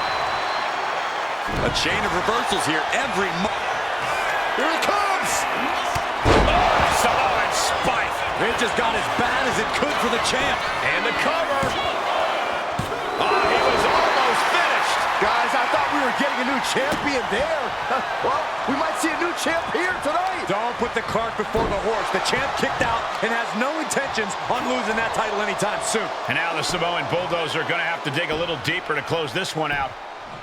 Agonizing. And Cena's starting to falter here. Cena having trouble getting his bearings. Ripping at the eyes and the face. Von Erich-esque. And that's another well-placed attack to his head and neck area.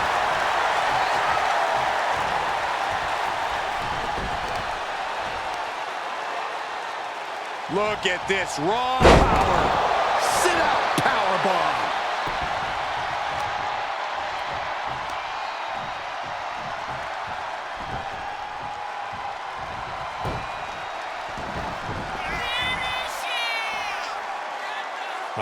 John Cena looking for you can't see me. The 5-knuckle. The champion into the pin. He got the shoulder up in time. Kicking out now sends a very clear. Just end this now. Oh, he's playing possum. Strong kick out at 2 from the champion. Good Lord, scarily close to 3. Clothesline. Oh, man, he is more than fired. This'll do it. Umaga. Oh, Samoan spike. Oh, we headed towards the title change. Going for the cover. New champion. An undefeated champion. Here is your winner, and the new WWE Champion, Umaga! This proves it. Truly no one can withstand Umaga. The Samoan Bulldozer has wrecked his way straight to the WWE.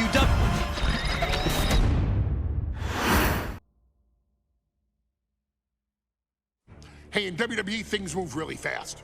If you aren't present in the moment, it can feel like a year goes by in only 2 or 3 minutes. That's why you always have to make time to make sure that you check. Hold on. Did I just hear myself say 3 minutes? Stop. Can you believe I'm actually doing Eric Bischoff's shtick? In the early 2000s, few words sent a shudder through the roster like the words 3 minutes, summoning the fearsome duo of Rosie and Jamal, collectively known as the 3-minute warning. Initially hired by the aforementioned Raw general manager Eric Bischoff to interrupt anything he didn't find to be entertaining. You're just not entertaining me. 3 minutes are just about up. The two instantly made their mark in WWE with their complete and total decimation of anyone that was targeted. Their formula was really simple. 2 bruisers with surprising quickness who took pleasure in throwing opponents all around the ring with reckless abandon. And the trail of bodies left in their wake remains a testament to their devastation.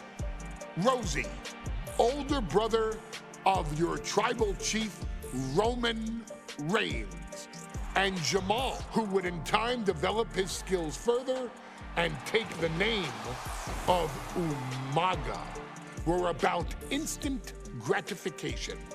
They treated matches like a race, seeing how much damage they could fit into the shortest time possible. The 3-minute warning with my brother and my cousin, it was just one of the coolest gimmicks of all time to me. It was catchy, you know what I mean? Like, you kind of knew what was happening.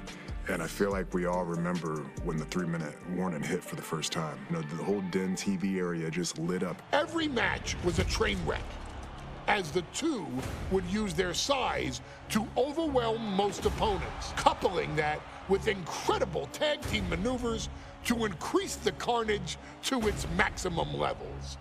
That approach, maximizing damage while minimizing time, was a 3-minute warning signature. The team itself saw its run in WWE last for a little over a year, but in that time managed to make such an impression with the WWE Universe that it still resonates today.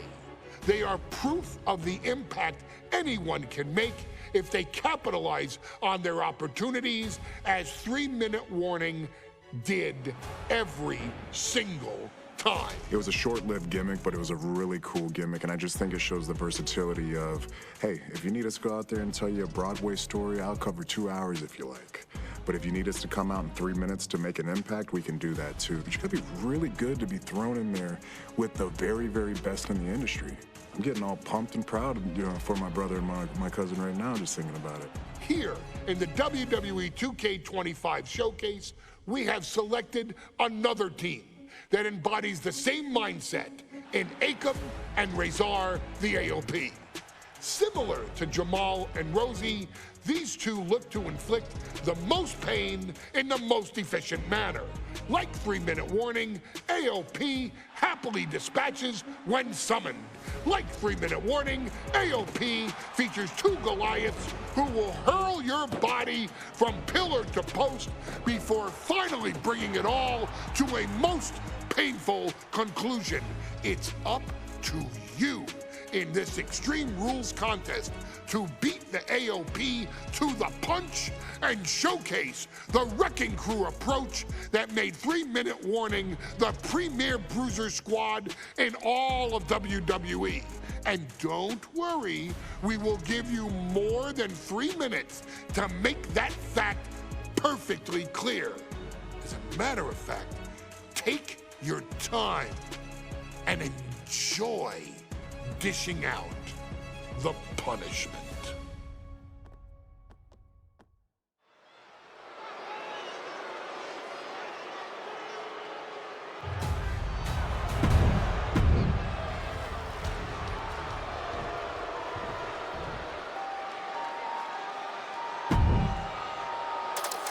And guys, the authors of pain now have 3 minutes.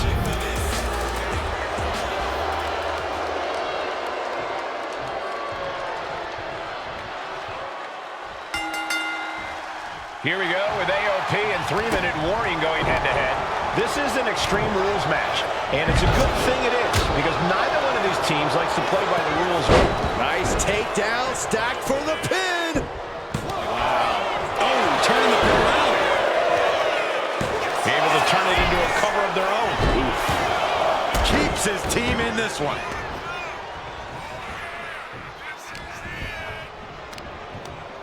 Pulled in for a belly-to-belly. Pay special attention to Rosie in this matchup. 6'5", 375 pounds. The man can run a 40-yard dash in 4.8 seconds.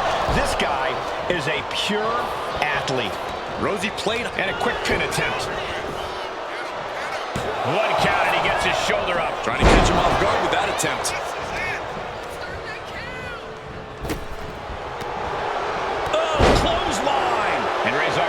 Has to be rocked after that.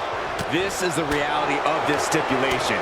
He knew the attacks were going to come hard and fast. Oh, God! We're getting a close look at this intense battle. Everything ringside has potential to do some serious injury. And he slides him back to the mat. Sidewalk slam! Almost drove him through the ring. Watch the hardcore style of 3-minute warning. Both of these men are from the hood, so to speak. Grew up in the streets, brought up to be tough. From the top. Oh, man, just punishing. I don't care how much you train. You can't prepare for a commercial airline to come crashing down on you like that. That was a long 2 count there. Oof. Oh, perfect kick.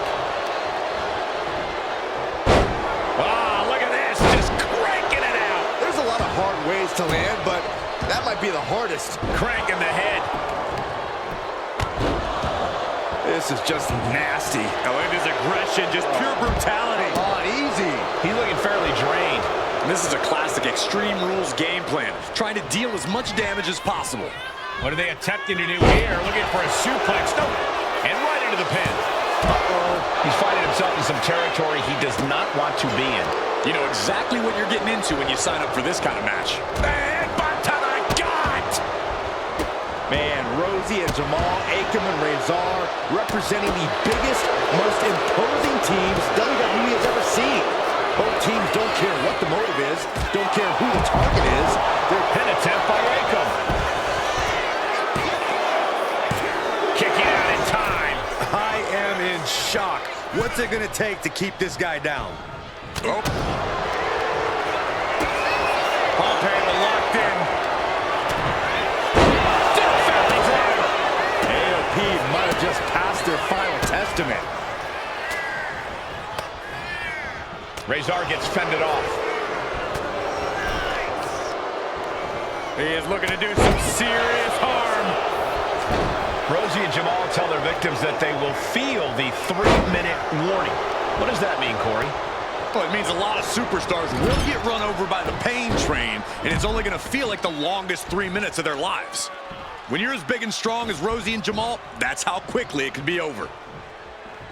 Looking for something, anything under the ring. A table. The WWE Universe is going wild. A clubbing forearm. He's leaving the ring now. No countouts to worry about. Oh, look at this. Headbutt. Tossed back into the ring. Oh, what's coming here? Submission move being applied. Stretched out like taffy right now. How do you get out of this? Oh, look at that. What a great counter.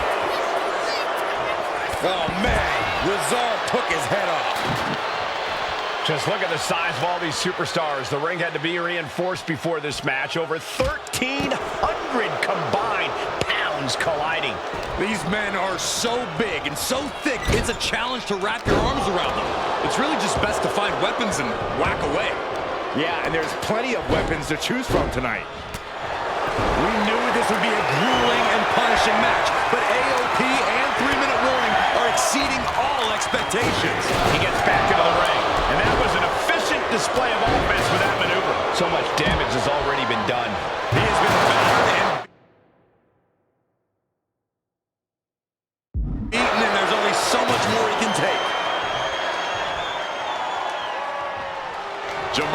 in the zone and letting the opposition know it. Heads outside the ring. And no countouts means he can take his time. Up the rope he goes. Ooh, drop. Watching. The fight connects. Is victory close? This could be it. Rosie and Jamal survive Extreme Rules.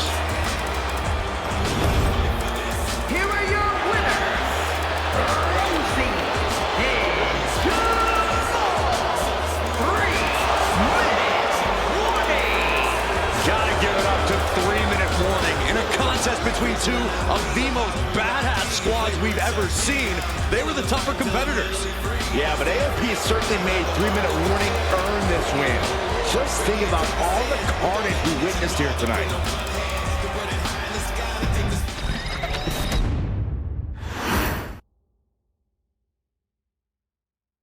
We've come to the part of the showcase where we get to talk about Tamina. Ever since walking in WWE, shoulder to shoulder with the Usos, Tamina's alliance with this dynasty has never been in question. I remember watching Monday Night Raw and I seen Tamina debut with my brothers. It was a pretty cool, dynamic, right? Two of my brothers and Tamina.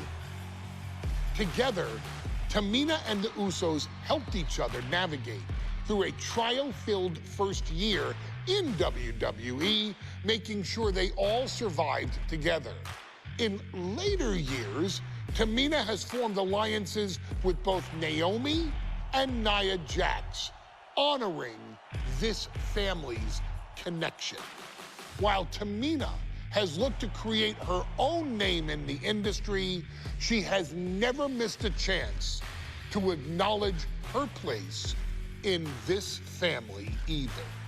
Trained by Afa and Sikoa, the wild Samoans, Tamina was instilled with the same instincts that have carried each member of this family to wrestling glory. Her in-ring approach is similar to many in the bloodline.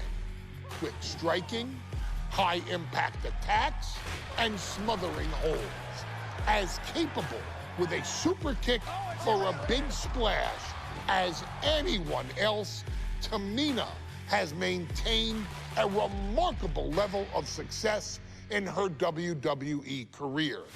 A constant contender, Tamina has competed for the Women's Championship on many occasions. She's also held the Women's Tag Team Championships along with 9 separate reigns as the 24/7 champion.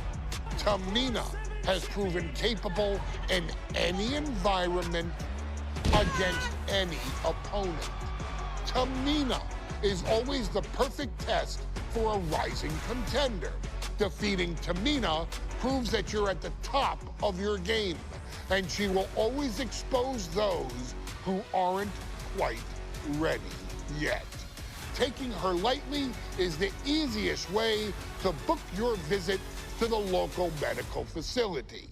Tamina has taken part in many memorable moments, but in the 2K25 showcase, we're going to give you the chance to make history.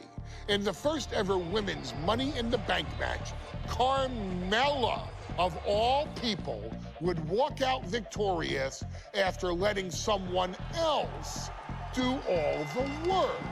Tamina, Becky Lynch, Natalya, and Charlotte Flair were all robbed of a great opportunity that night by Carmella.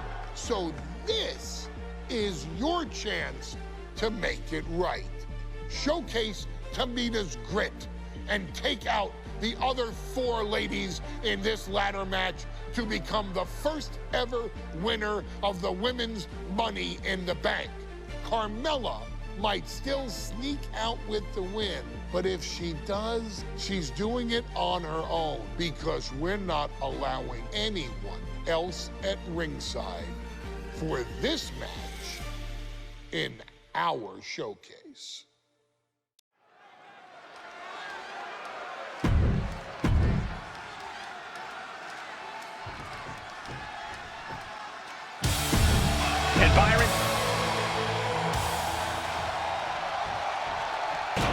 There's a big fight coming.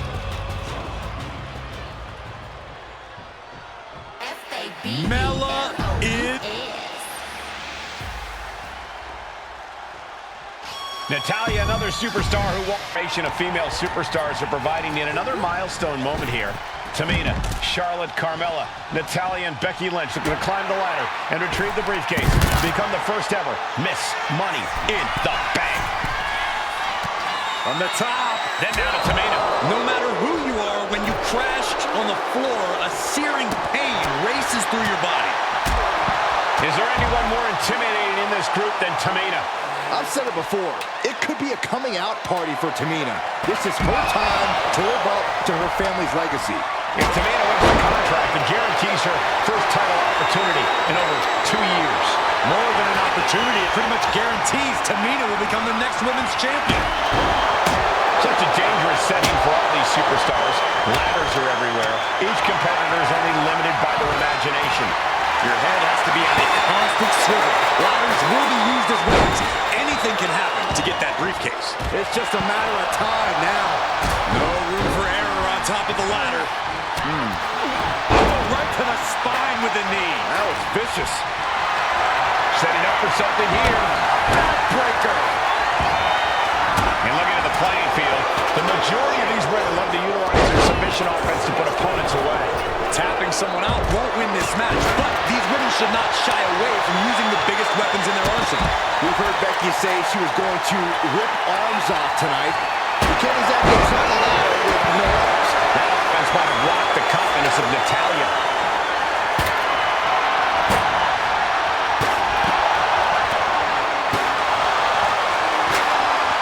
In the corner now. Gentlemen, this is what I believe we refer to as one wicked attack after another. You can feel the resentment building with each stomp there. Tamina not caring that Becky's a fan favorite. The crowd's adulation is meaningless. All that matters is the contract suspended above the ring. Tamina's been showing so much dominance in this match. Is this the right time? Is this the career-making moment? The contract that can change lives hanging above the ring. Probably the most profitable opportunity in our sport. 15 out of 17 superstars have successfully cashed in the Money in the Bank contract. A surprise cash-in has only failed once, and the other failed cash-in was alerted to a week in advance. You are almost certain to become the next SmackDown Women's Champion if you grab the contract tonight. She's had a lot thrown her way already, and Becky saw an obstacle in her way and handled it accordingly. She'll take things into the ring.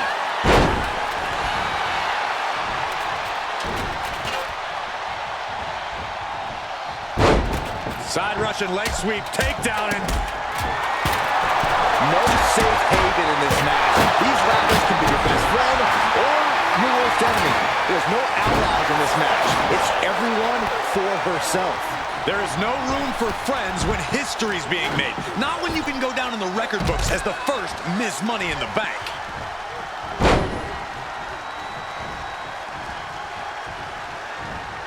A shot like that to the ego could really shake you up mentally.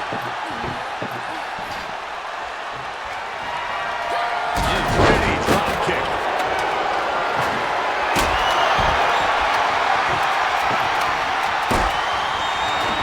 Sharp clothesline. Up the electric chair, down for the drop. 3 second-generation superstars competing in this match. Carmella, Charlotte, and Tamina. And Natalya, of course, a third-generation superstar. Women bred for these kind of moments. Any of these women will add a significant chapter to her legacy if she can become the first Miss Money in the Bank. Money in the Bank briefcase still hanging high. This is what it's all about. The opportunity of a lifetime. What are you willing to do? How much can you sacrifice to be the first Miss Money in the Bank?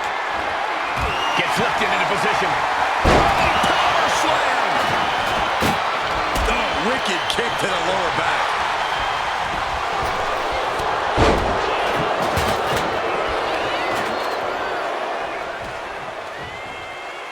What you just saw is why we say Charlotte is genetically superior. Yeah, undeniable athleticism criticism from the Queen. Can it pave her way to the top of the ladder? This match is just evolving right before our very eyes. I really hope it doesn't get more dangerous than this. And Becky there wasn't looking her best when she took that shot. Climbing up, but is there enough time to go for the win? Gonna try and unhook it now. Victory is literally within reach. But it looks like that hook is causing a lot of problems up there. Tamina's absolutely wrecking shop on Natalya, making sure the veteran won't have the strength to climb a ladder at all. Ladder's in position, gonna make the climb. She's stretching, but can she get a grip? This is a risky play, but could be the only opportunity all match. Tamina might have it here. Are we about to see the first Miss Money in the Bank?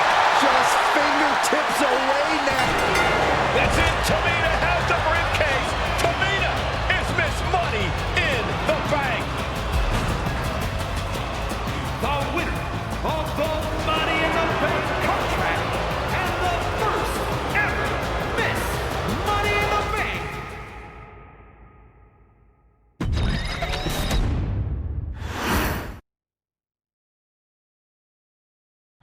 Any member of this family that enters the professional wrestling business knows about the expectations that are gonna be on their back. They know about the prestige that their very name carries. They know that those who came before them have accomplished so much. Bearing the weight of those legacies can prove to be way too much for almost anyone. But that was never the case for Jimmy and Jey Uso. Jimmy and Jey Uso looked to be stars from the very start, constantly evolving their look, style, and offense as they progressed in their careers. Face paint and war dances would fade away, and the two would embrace the day one-ish mentality, looking to punish opponents and send them to the Uso penitentiary. The Usos are 8-time WWE Tag Team Champions. The Usos have main evented WrestleMania after initially fighting for a mere spot on the card. The Usos were the premier team of the 2010s. The Usos are the greatest team of all time. Jimmy and Jey are poetry in motion, each knowing what the other is looking to do next, each using every bit of savvy they gained growing up in professional wrestling to keep their edge. And sure, in recent years, it's been difficult between the two. Jimmy did cost Jey his match at SummerSlam against your tribal chief, Roman Reigns. After months of the anger building between the two, Jimmy and Jey ended up as the first two entrants in the 2024 Royal Rumble match, bringing things to a head. But even that moment wasn't enough to settle the issue, and so they would fight again at WrestleMania 40. Jey Uso truly became main event and found his inner yeet, even adding another tag team championship with Cody Rhodes as his partner. As your Wiseman eventually would suffer as well, Jimmy found himself betrayed by Solo Sikoa and unceremoniously dumped out of Solo's version of the Bloodline.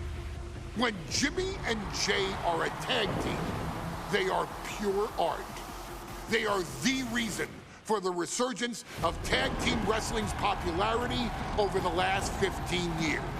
And perhaps, oh, perhaps, their grandest moment came during the 2017 Hell in a Cell, when they would lock horns with perhaps their greatest opposition ever, The New Day. From July to October of that year, the SmackDown Tag Team titles would change hands 4 times between the two teams, both looking for ultimate bragging rights. The Usos' connection as twins always gave them an upper hand with most teams. But the New Day had their own trick, utilizing the Freebird rule to allow any two of the three members to compete in any match. Jimmy and Jay could never know for sure who the opponents would be, with a different game plan needed for each iteration. With nothing clearly settled after 4 months, the New Day would offer to defend inside Hell in a Cell, and the Usos gladly accepted. We've seen the Usos showcase tag team wrestling at its most beautiful. Now we want you to showcase the brutality that exists within Hell in a Cell. Big E and Xavier Woods are going to use everything at their disposal to take you down. But you've been down since day one. Now it's time to force the New Day to realize there's nothing wrong with them being in second place. And there's nothing that's stopping you inside Hell in a Cell.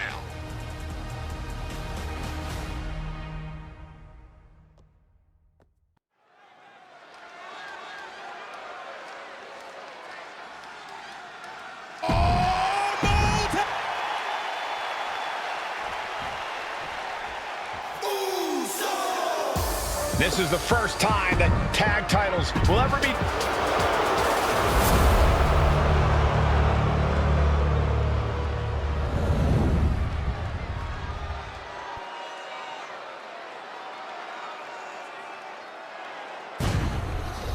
Here we go, gentlemen. The tag team titles are up for grabs. Final preparations between partners before the action begins.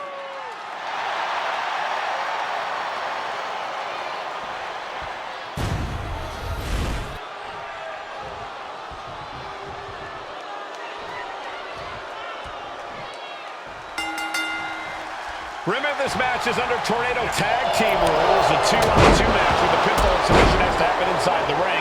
In the Hell in a Cell. No tags, no countouts, no disqualification. The Usos and the New Day came into this match expecting and prepared to raise the bar, raise the level of competition, and make history. This is going to be unforgettable. The Usos following the footsteps of many great family tag teams, the Steiner brothers, the Headshrinkers, who of course Jay and Jimmy's own father was a member of. It would be a very proud moment for the Anoa'i family if the Usos can capture their 5th tag team championship here. The apple doesn't fall far from the tree for Jay and Jimmy. Just a factory of the elite specimens come from the Anoa'i blood. Oh, chin-breaking uppercut. Uppercut. Jarring. Back's a well-placed punch. And main event Jey Uso was looking so big after that hit there. Yeah, as Will's tenacity was fueling him there. Ooh.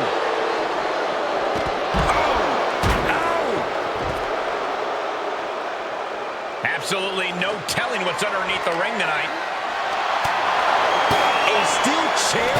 Something we all know can be a devastating weapon. What a knockout punch! Oh, man. All the talking we've heard leading into this match, we've heard the Usos call the New Day, quote, 3 clowns on a tricycle. Look, the Usos love to trash talk, but they deliver. And don't act like the New Day don't throw verbal jabs either. We had Big E earlier saying how he's going to drop some gloom and doom of biblical proportions.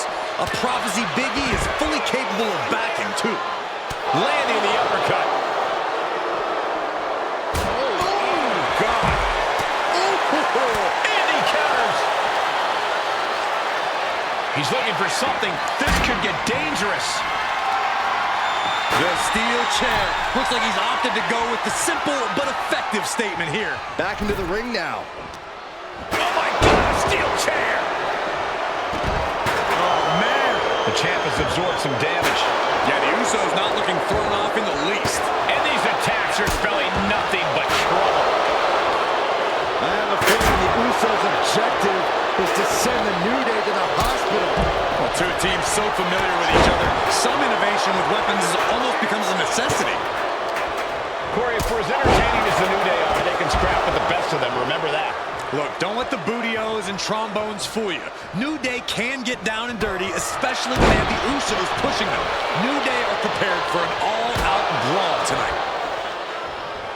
Haymaker connects. The Usos and the New Day have had such a back-and-forth competition within the tag team division. You can just look at these teams' title reigns, their dominance. It tells you these are the two best teams that WWE has had in a long time. And while I do believe there's an underlying mutual respect, we won't be seeing it tonight because these are two very proud teams who feel incomplete without the championships around their waist. Back in the ring. Bang! Crucial counter there. There's some power behind that punch. Down on the windpipe. Pow! What a shot. He's rising to his feet in a perilous situation. Up high. Oh, come on. That's a vile shot block. New Day refer to this as their power. Has the champ pin. Is this it? Ooh. He breaks the ref's count before 2. Wow, I thought this was over.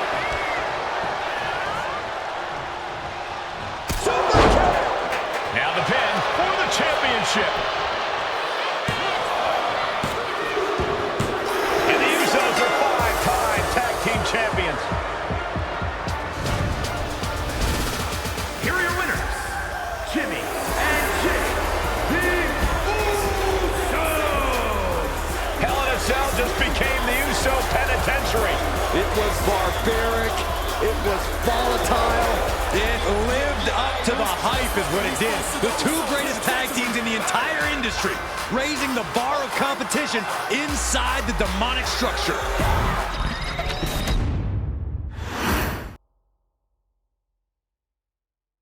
Next on our showcase is someone who wasn't born into this family, but has put in the time and more than earned her spot. She's always happy to leave haters in the rear view, and when she enters the room, you will undoubtedly feel the glow.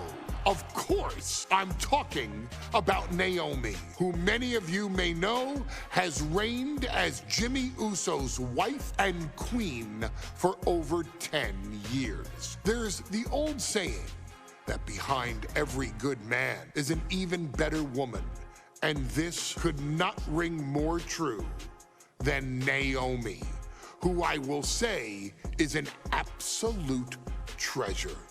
Jimmy will frequently speak during old bloodline planning sessions about how much her support and love drove him to improve as a superstar, always stressing her importance not only to the WWE Women's Division, but to his career and his life as well. In the ring, there is no denying Naomi's skills. The former women's tag team and two-time SmackDown Women's Champion has the mental tenacity to push through the toughest part of any match and possesses breathtaking physical skills. Naomi uses her dancing background to constantly innovate with her offense, resulting in some of the most beautiful moves you will ever see, unless you're on the receiving end of them. Naomi is an inspiration to so many of our younger members of the WWE Universe, showing a new generation that anything is possible if you just put in the work and never stop believing in yourself. Naomi has battled against the very best in the women's division, taking on foes like Charlotte Flair, Bayley, Shayna Baszler, and Io Sky. My favorite moment of Naomi was when she won the title in her hometown, Orlando, at WrestleMania. To compete against that caliber and maintain the level of success that Naomi has for her entire WWE career is something worth, shall I dare say, acknowledging. Naomi has even teamed with fellow family member Tamina through the years, proving the family you choose can often be the most important. And in true Uso fashion, Naomi shows an unrelenting desire to win, to achieve greatness, and to dominate her opposition. Many mistake her smile as a sign of kindness, but they quickly realize their mistake as Naomi unleashes a flurry of kicks, flies at them with moonsaults from all angles, and then ties them up in knots. Naomi is having fun, but Naomi is never playing. And now, we take you back to the 2020 edition of Super Showdown, which saw Naomi challenge Bayley for the SmackDown Women's Championship. Unfortunately, a ridiculously lax referee decided it was just fine for Bayley to basically do whatever the hell she wanted. Bayley's, oh my gosh, she's trapping Naomi's legs in her shirt.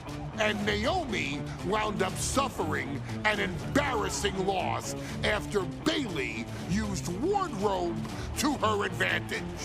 Well, Bayley, we can pretty much guarantee that trick won't work again. This is your chance to help guide Naomi to a third SmackDown Women's Championship, and to do it by defeating one of the greatest competitors WWE has ever seen. Your Wiseman has nothing but respect and admiration for Bayley's abilities, but those abilities are eclipsed by Naomi's extraordinary trinity: smarts, strength, and aerial attacks that should give all of you everything you need to get the win and the title.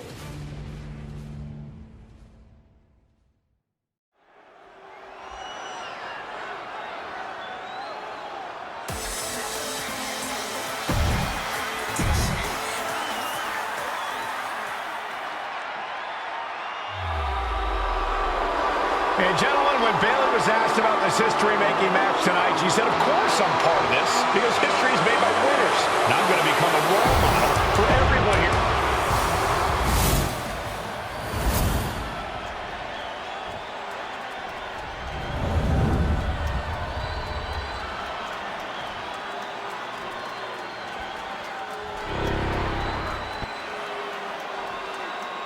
The following contest, scheduled for one fall, is for the SmackDown Women's Championship.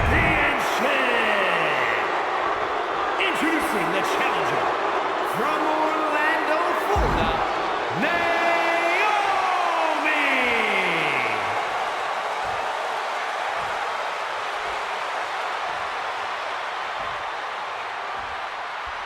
And her opponent, from San Jose, California, she is the SmackDown Women's Champion, Bayley!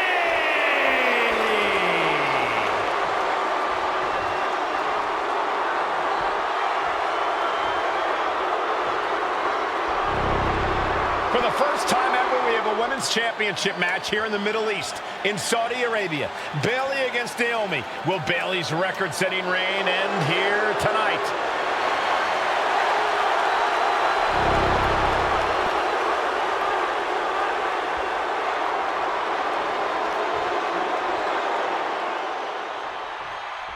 Bayley versus Naomi, SmackDown Women's Championship on the line. So much of Naomi's career has been predicated on making history, and tonight she has the opportunity to make even more history. And Naomi's got plenty of momentum coming into this match and is feeling mighty confident herself. Drop kick! Bayley having every reason to be confident heading into this matchup. But 279 days as champion, Corey, can take a toll on you. Bayley has been carrying an exhausting weight on her shoulder for a long time. I don't think it's anything Bayley can't handle, Cole. Once you reach the mountaintop, you plant your feet and you hold your ground, no matter how heavy the burden may get. Focusing their attack on the arm. Apply! Well, that came to an end with an abrupt punch. We know that Naomi's going to want to pick up the pace in this match, but Bayley's going to look to wear Naomi down. Yeah, Bayley's going to want to slow down the pace and let the adrenaline wear off for Naomi. Bayley can also turn up the aggression here in a way I'm not quite sure Naomi... Oh, diving leg drop! And Naomi has taken the upper hand. Naomi picking up the pace against Bayley and keeping her all out of sorts. Launched right out of the ring. Taking flight. Oh, no, went big and pays for it. I don't care who you are. You're not the same after suffering a crash landing like that. Oh, look at head scissor. Can you still feel the glow when the lights are out? Naomi has tested her mettle in recent weeks, as the road to this championship opportunity was a difficult one. Needed to defeat former SmackDown Women's Champion Carmelo. We know Naomi has a heavy desire to become a 3-time Women's Champion. Other superstars say they want the title. Naomi is from the top. Oh, God, terrible landing on the outside. I don't care how tough you are. Hitting the floor from that height has got to hurt. Hey, don't come over here. Oh, yeah, I'm sure that'll stop him. Good night.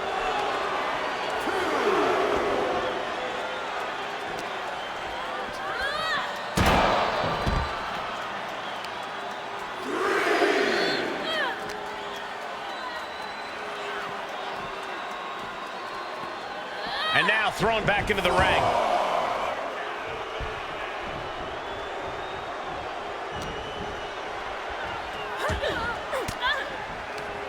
Disrupts the attack with an elbow to the gut. We've said it time and time again. Naomi may be the most athletic woman we've ever seen compete here in WWE.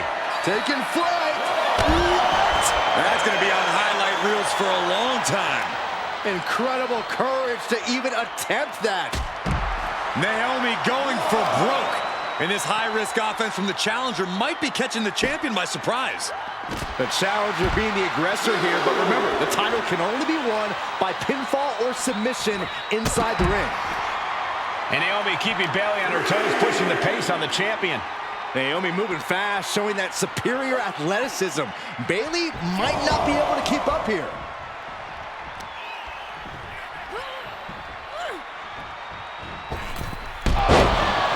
Springboard off. Senton! And Bayley is really being knocked around here. And Naomi continues to somehow have Bayley's number here. And I think it was you, Byron, who asked Bayley if she changed. And she said, I didn't change. I just did what I had to do, and look what I've done. Well, you're right. Love it or hate it, Bayley's doing what she's had to do by hook or by crook to look, the arm drag rolled right into a pinning combination. She kicks out with force. She kicked out there, but I don't know how much more she can take. Oh, an elbow drop. Bayley realizes that Naomi wants to pick up the speed of the matchup. The champion, oh, what's coming here? Submission move being applied. Can they get the grip locked in? Trapped in the clutches of it. Trying to show how bad she wants to stay in this match. Oh. I don't think I've ever seen a champion feel as disrespected as Bayley has, Corey, because Bayley's talked a lot about how people think she's an afterthought as a champion. Everybody talks about Becky Lynch on Raw. They're now talking about Rhea Ripley in NXT. But Bayley has been the longest reigning champ in SmackDown history. And here we go. Championship's on the line. Naomi's got Bayley in trouble up on the top rope. This could be Naomi's moment. Smart move by Bayley, protecting her title and going to the eyes. Oh, what a kick. Bayley is down and in trouble. Quick thinking by Naomi, looking to close this one out. Nobody home. Bayley wisely moves out of harm's way. What's Bayley trying to do here? What the? I think Bayley's trying to trap Naomi's legs in Naomi's own shirt. A great counter by Naomi. Naomi ducks underneath, and we got a standoff. Great match so far. Well, Bayley thought she had Naomi, but the... For the victory! Kick it out before the count. Wow.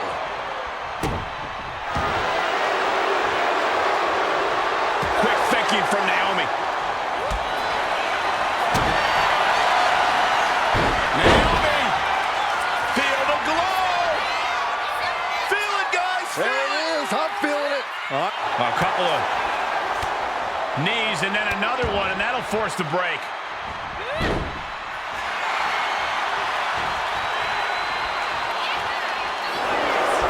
Lock the arm drag, rolls through pinning combination.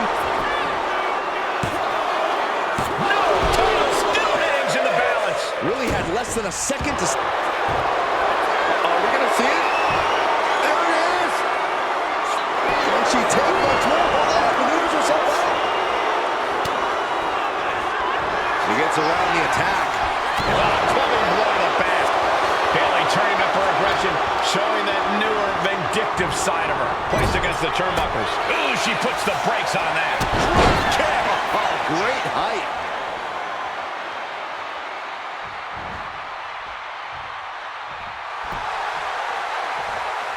Good grief. That's a chop that'll wake you up. Fire with a straight shot there. Answering back. The fight is on, and it's furious. Two titans, trading strikes, and refusing to back down. Back and forth, neither one giving up any ground.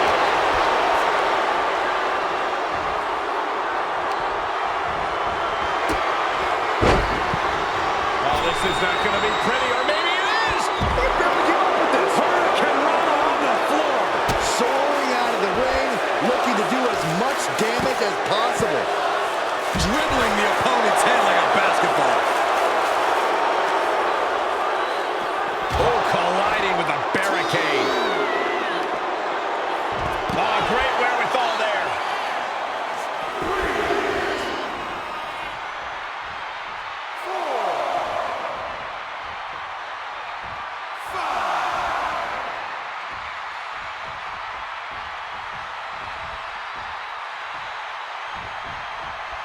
Hold on a second. They're not ready. Why was she scared of that? Bayley from behind. There's the worst part. Consider your title dreams dashed after that. Whoa! I'm absolutely stunned. A display of near superhuman resilience. After seeing that, it's hard to imagine what it's going to take to keep this competitor down. And Bayley is consumed with anger. Has to be frustrated, not putting her away there. Bayley and Naomi both worn down, both exhausted. But this is about winning. This is about being the better woman in the history books. And a stiff shot to her core there. Boom! Rear view.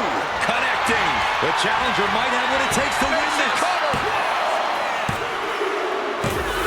Now we get it. We have a new champion. Here is your winner, and the new SmackDown Women's Champion, Naomi.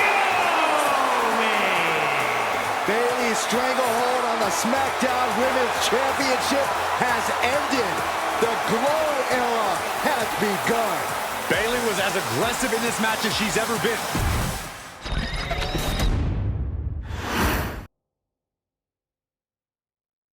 Ladies and gentlemen, if it weren't for the next two superstars in our showcase, none of this would be possible. Because without Atha and Sika, without the wild Samoans, there truly is no dynasty.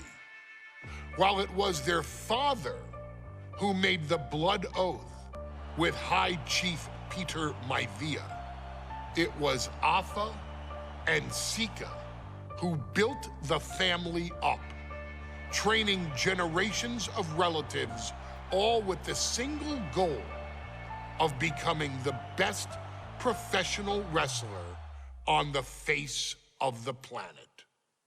And while the two would together be WWE Hall of Famers, based solely on their work as trainers and cultivators of the next generation. Their in-ring successes only add to their immortality.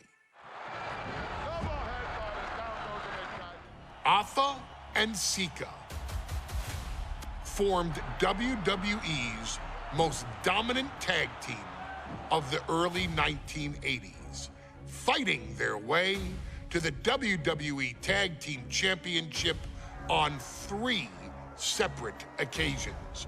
Opponents were often defeated before the bell even rang to start the match, falling victim to the aura and the intimidation factor of having to step into the ring with the Wild Samoans.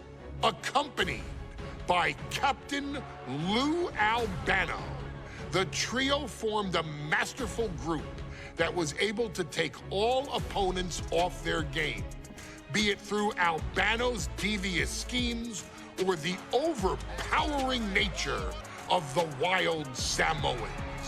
WWE had never dealt with a team so primal, turning each match into a battle of survival. Most feared, the deadly Samoan drop, a move that has been imitated by many, but duplicated only by a chosen few. There they are, the Wild Samoans. These are immigrants coming from the island, trying to figure it out, trying to find a way. I couldn't imagine being these men. I couldn't imagine taking on these responsibilities of setting the tone in a whole new country.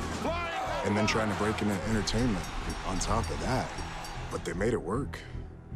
And that's what we are. We're workers. We make it work.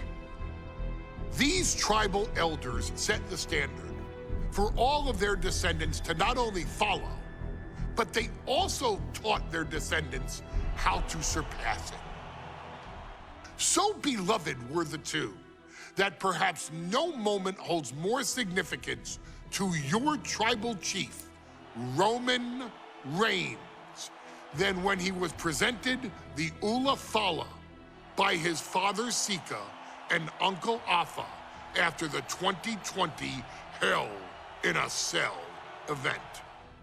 You see, it was their acknowledgement that gave Roman Reigns the unshakable confidence to continue his journey to becoming the greatest of all time.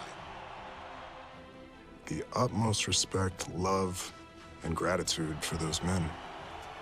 Because if my father and uncle don't do what they do, we're not here.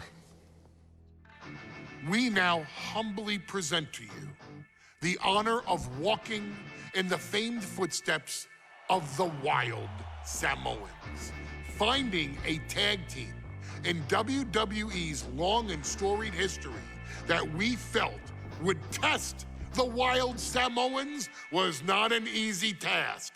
But then, a thought came to your wise man. Why not give the audience exactly what they want? Why not put the Wild Samoans against one of the greatest tag teams of all time? Why not present Atha, Sika, the Wild Samoans versus Bubba Ray and Devon, the Dudley Boys? And if we're going to go that far, let's do it in a tables match. Showcase that savage brutality that made both teams the eternal legends we know them to be. No pinfalls, no submissions, no rules. Just be the team that avoids being put through the table, and you will emerge victorious. And with these 4 men, you better believe that things are going to get extreme.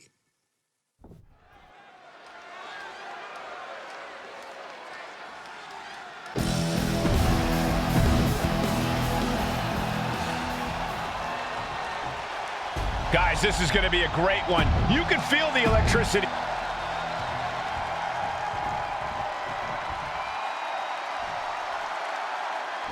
Here's the bell, and it's the Wild Samoans, Alpha and Sikoa, taking on Devon and Ray Dudley, the Dudley Boys. Two sets of brothers, two sets of absolute madmen, ready to get the tables and get downright savage.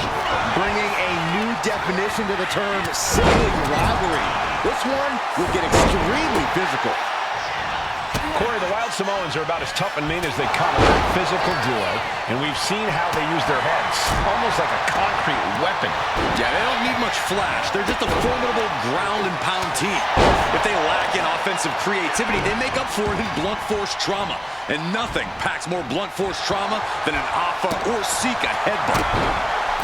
Now, these are obviously two juggernaut tag teams clashing, but this is also a match that clearly favors one team over the other. Be honest, Corey, do you think the Wild Samoans really have a chance in this one? Well, this is the Dudley's wheelhouse, Cole. No team knows more about excelling in a tables match than Devon and Bubba Ray. The Wild Samoans have a lot of unbridled aggression working in their favor, but ultimately, they're up against the Masters. Clamping down hard on the trapezius muscle. And the Wild Samoans always have that gaze in their eyes, that look that makes you question. From the top, Senton! That attack was enough to shake up Sikoa. Yeah, that's the kind of offense that opens people's eyes to Bubba Ray. What a chancery. I don't think people realize the amount of strength it takes to hurl someone like that. He gets into the ring. Uh-oh. Headbutt! Bruising attack to the stomach. Picked up and being carried around now. Oh, did you hear that? Oh, get ready. He's waiting for the perfect time. Now this is just classless. Came down like a lead balloon. A very ferocious demeanor emanates from the Wild Samoans.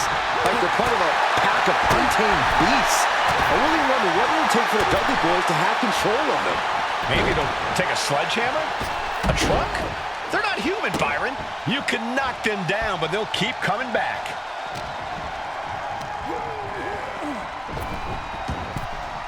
He finds a counter for Bubba Ray. Oh my gosh, stopped dead in their tracks. Hoisted up high here.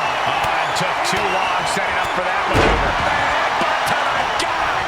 Bad spot for Devon Dudley. That was a good shot, and it looks like Devon might be bleeding. And we can harp on how this... Hot dog! Into the Samoan drop! Incredible! Alpha and Sikoa might have just shown us the prelude to the Dudley's demise. Such a peculiar look coming from the Wild Samoans, as if they have no control of their animalistic behavior. He's finding himself in some territory he does not want to be in. Every ass sky high! All the way to the outside! Coming down on their opponent like a sack of bricks. Boom! Running STO plants him. Nicely done. Low drop! And he comes in under the ropes now. Flying forearm. Going right after the neck. Neck breaker. Whoa! Using their body as an absolute weapon. Uh-oh! Here it is! Locked in the accolade! It's got to be a matter of slides out the back door and he is free. Ooh! The Dudley Boys came in tonight knowing they had to turn up the dial, had to match Alpha and Sikoa's level of aggression. But Ray and Devon know they have to be extreme as they can be. Yeah, but what the Dudleys call extreme, the Wild Samoans just call regular old Tuesday. Alpha and Sikoa are just a different breed of wrestler. Look, I don't care who you are. You could be King Kong or a kaiju. It's going to be curtains for you if you're on the receiving side of a Wild Samoan headbutt from the top rope. Take down. He's doing some dangerous. Devon now has the opponent set up. And saving grace. The Wild Samoans just took a bumpy trip to Dudleyville. Just punishing their opponent. Sliding back in under the ropes here. Wards that off. What a response. I still can't get over the... Watch out! The sidestep out of the way. Oh, and back to the elbow. And a well-executed move we just saw there. He's getting fired up now, really feeding off this crowd.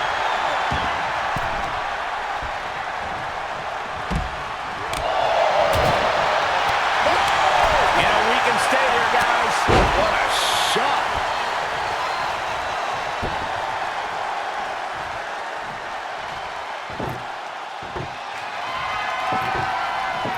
What a sick thud from that table.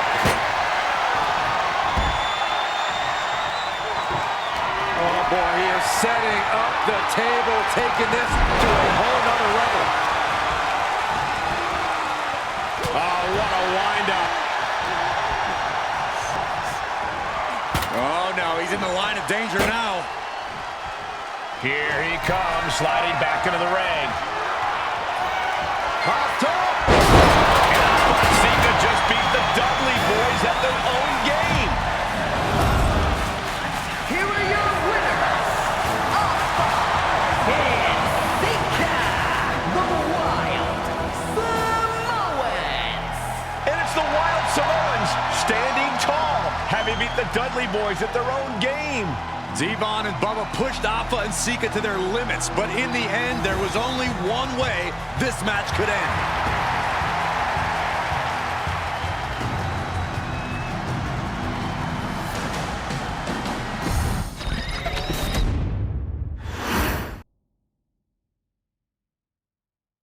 From the very moment he arrived as the enforcer of the bloodline, Solo Sikoa has taken every brutal, savage element of his predecessors and refined them into a near-perfect smashing machine.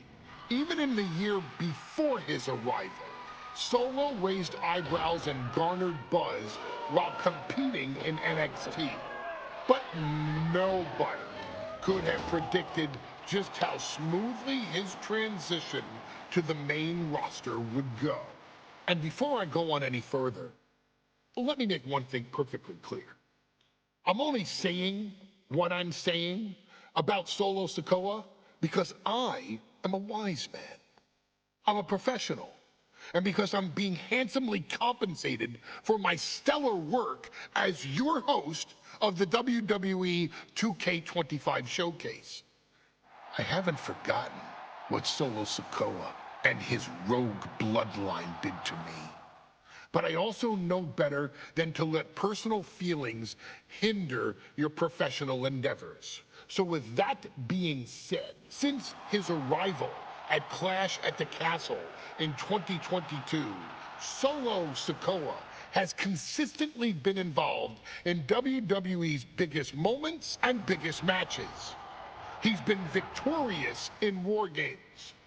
He's repeatedly enforced the Bloodline's will to maintain Roman Reigns' status as undisputed WWE Universal Heavyweight Champion.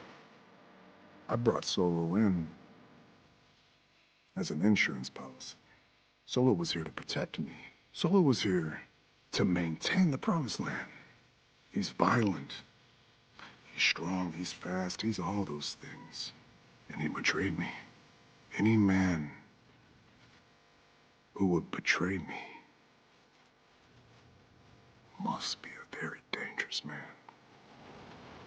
Solo defeated John Cena.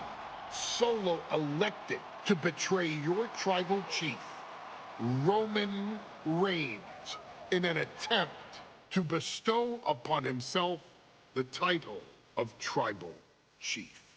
When I refused to acknowledge Solo as my tribal chief, you are not my tribal. He, Tamatonga, Tongaloa, and Jacob Fatu put me through a table in Madison Square Garden. And that led to opportunities to compete for the undisputed WWE Heavyweight Championship. It's led to more visibility with Solo's rogue bloodline ruling over SmackDown. Every choice Solo made only furthered his standing in WWE. He has the bloodlust of the wild Samoans, the brutality of his cousin Yokozuna, and the single-minded focus of Roman Reigns, all rolled into one.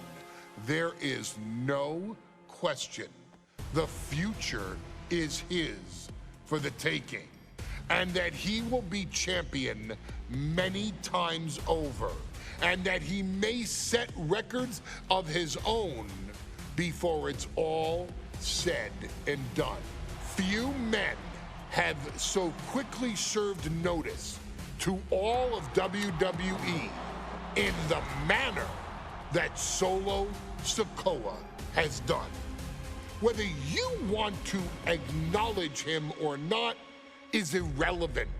One way or another, Solo Sikoa forces you to do just that, or you will suffer severe consequences. One by one, each and every single superstar on the WWE roster is going to find that out. Solo will make sure of it. I, of course, will simply await any and every opportunity for your tribal chief, Roman Reigns, to teach Solo some manners. Until that happens, though, we are taking you back to the one-year anniversary special for NXT 2.0, which saw then North American champion Carmelo Hayes, and indeed, he is him, issue an open challenge. Unfortunately for the future superstar, it was to be answered by Solo Sikoa, and things went as well for Hayes as you can probably guess. Showcase the unrelenting fury that has made Solo Sikoa nearly unstoppable, and defeat Carmelo Hayes to earn Solo his first championship victory. It won't be easy against Carmelo, especially when he has Trick Williams watching his back. And if you make one mistake against the champ, he'll take his shot and most likely hit nothing but net.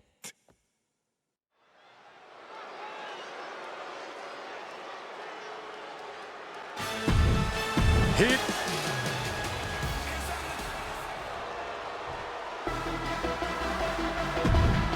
What?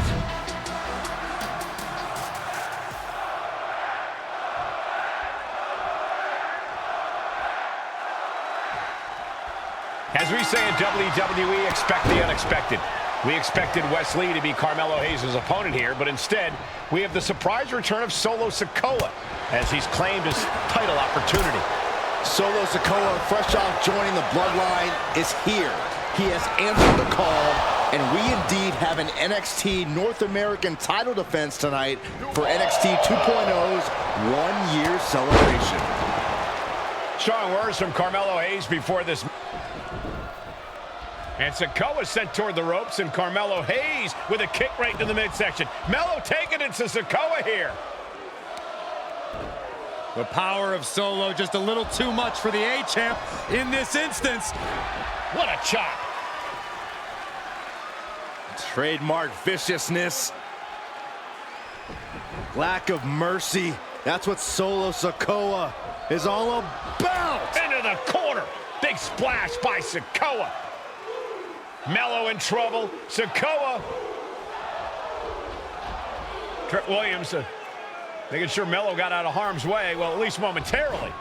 Yeah, momentarily is right. Sikoa continuing to inflict more punishment on the champ. And Hayes takes out Williams on the outside. Solo standing strong. Solo not allowing the presence of Trick Williams to distract him whatsoever. Solo has the mindset to destroy anyone in the way of him in the NXT North American Championship. Trick Williams has been quite the difference maker for Carmelo Hayes over the last year. How many times has Williams helped Hayes and saved that North American title? Yeah, but 10 days ago, Solo Sikoa did the same thing for Roman Reigns when he attacked Drew McIntyre at Clash at the Castle. Sikoa has blood on his hands, too. Face first. Bam! Springboard! Springboard clothesline! Sikoa keeping his opponent at bay. Solo Sikoa already with the strategic advantage. Oh no, he can be caught here. Bad spot for him. Targeting the shoulder with the claw. Escape and a takedown. Shows great wherewithal there. You gotta be impressed by both Solo Sikoa and Carmelo Hayes. They've taken NXT 2.0 by storm over the last year. Yeah, since the shift to NXT 2.0, Melo has spent over 9 months as NXT North American Champion over 2 very long reigns. And don't forget Solo. Over the last year, he's defeated top NXT names like Santos Escobar, Grayson Waller, and LA Knight. Yeah, he beat Knight so bad we haven't seen him in months. Maybe we should ask that Max Dupree guy. And now propped up. Big uppercut rocks the jaw of Carmelo Hayes. Ripped out of the corner. Looking to put him away, and now Trick Williams up on the apron, causing a distraction. Trick paying dividends. Ooh. First 48. And that could be the turning point for the North American champion. Oh, Samoa drop by Sikoa. Cover now for the win. Hayes kicks it too. And Williams once again on the apron. Well, you can see how concerned Trick Williams is that Carmelo Hayes' championship hopes, might be fading away. Super kick drops Williams. Hayes picked out of the sky. Oh, spinning solo. Is that it for Carmelo Hayes? Trick is out. Carmelo is dazed. Here's your chance. Rearing way back. There's a Samoan spike. Out. Here's the pin. He headed towards a title change. What the? Sikoa is the new champion. Here is your winner, and new NXT North American Champion, Solo Sikoa! Solo is your new champion. It is the North American title now going to...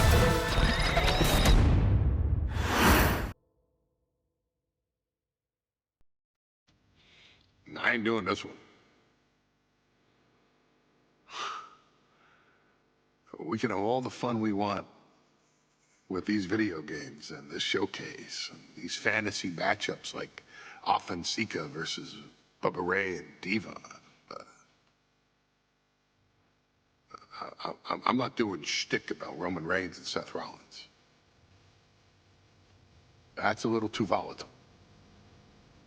And it's way too personal for Roman Reigns. Roman Reigns and Seth Rollins came up together in the Shield. And Seth Rollins took it upon himself to disband the Shield by blindsiding Roman Reigns with a chair.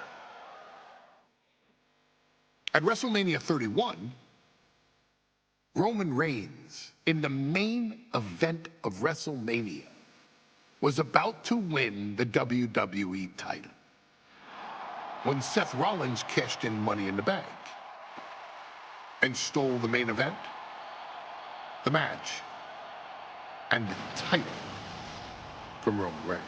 Roman Reigns lost the undisputed championship after almost 4 years, the greatest title reign of all time, to Cody Rhodes. Not because Cody Rhodes was the better man, but because Seth Rollins was right there. And the seduction, the bloodlust that Roman Reigns had for that moment of revenge was too much for Roman Reigns to give up. And for the first time in Roman Reigns' life, he took his eye off the ball for that much time and smashed Seth Rollins with a chair, the same way Seth did a decade earlier to Roman. And that moment gave Cody Rhodes all he needed to end the most historic title reign in WWE history.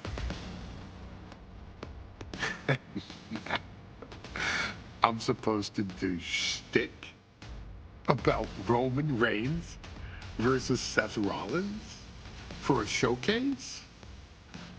I mean, it's smart,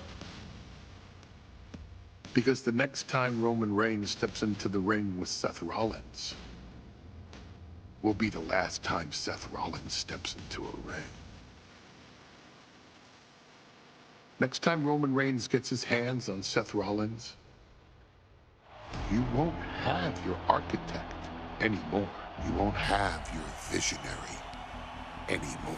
You won't have your revolutionary anymore. You will have your tribal chief, Roman Reigns, but you'll never again have Seth freaking Rollins. Roman Reigns will put an end to Seth Rollins in WWE. And then the only way you'll ever be able to see Roman Reigns versus Seth Rollins will be in the WWE 2K25 showcase. Roman Reigns versus Seth Rollins from the 2022 Royal Rumble. And that's not a prediction.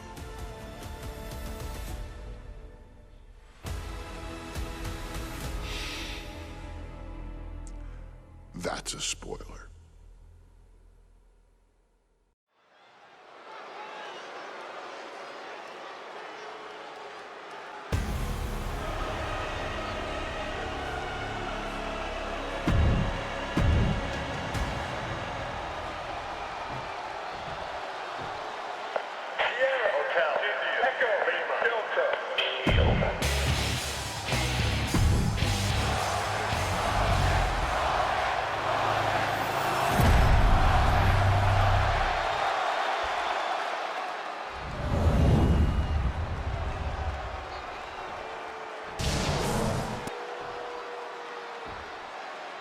The following contest, scheduled for one fall, is for the Universal Championship. Introducing the challenger from Davenport, Iowa, weighing in at 217 pounds, Seth freaking Rollins.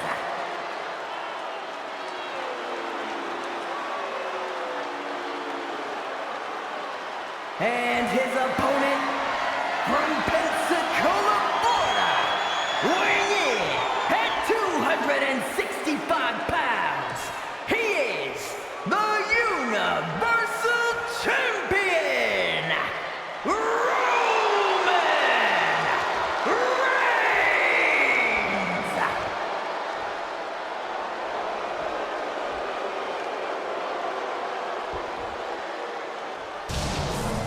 It's been interesting watching Reigns throughout these introductions, muttering to himself at times. Honestly, Rollins seems to be in Roman's head.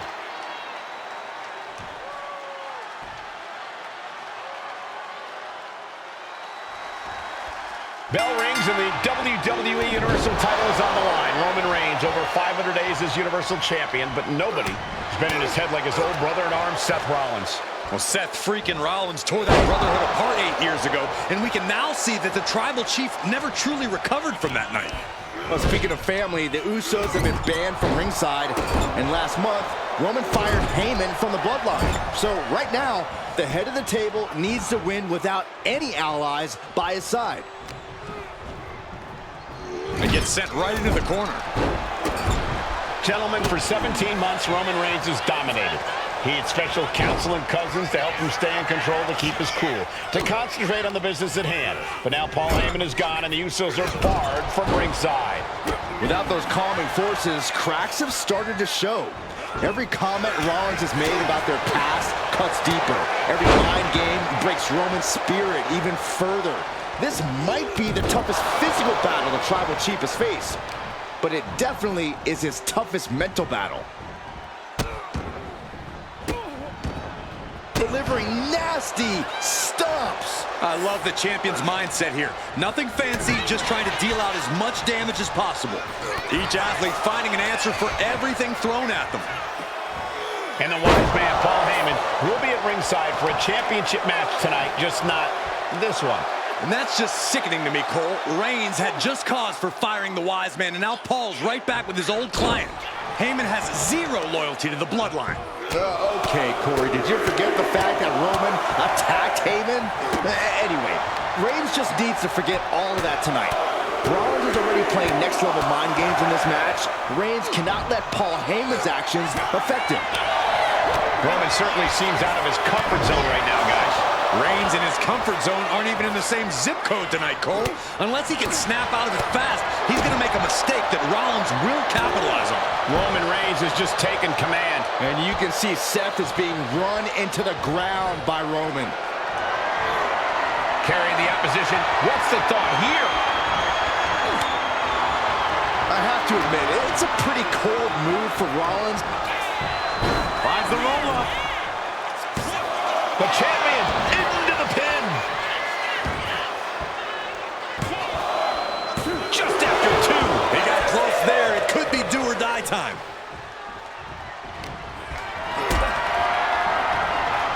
Powerbomb position. Fighting out. Hammered away with punches to the face. Some mental chess here from Rollins.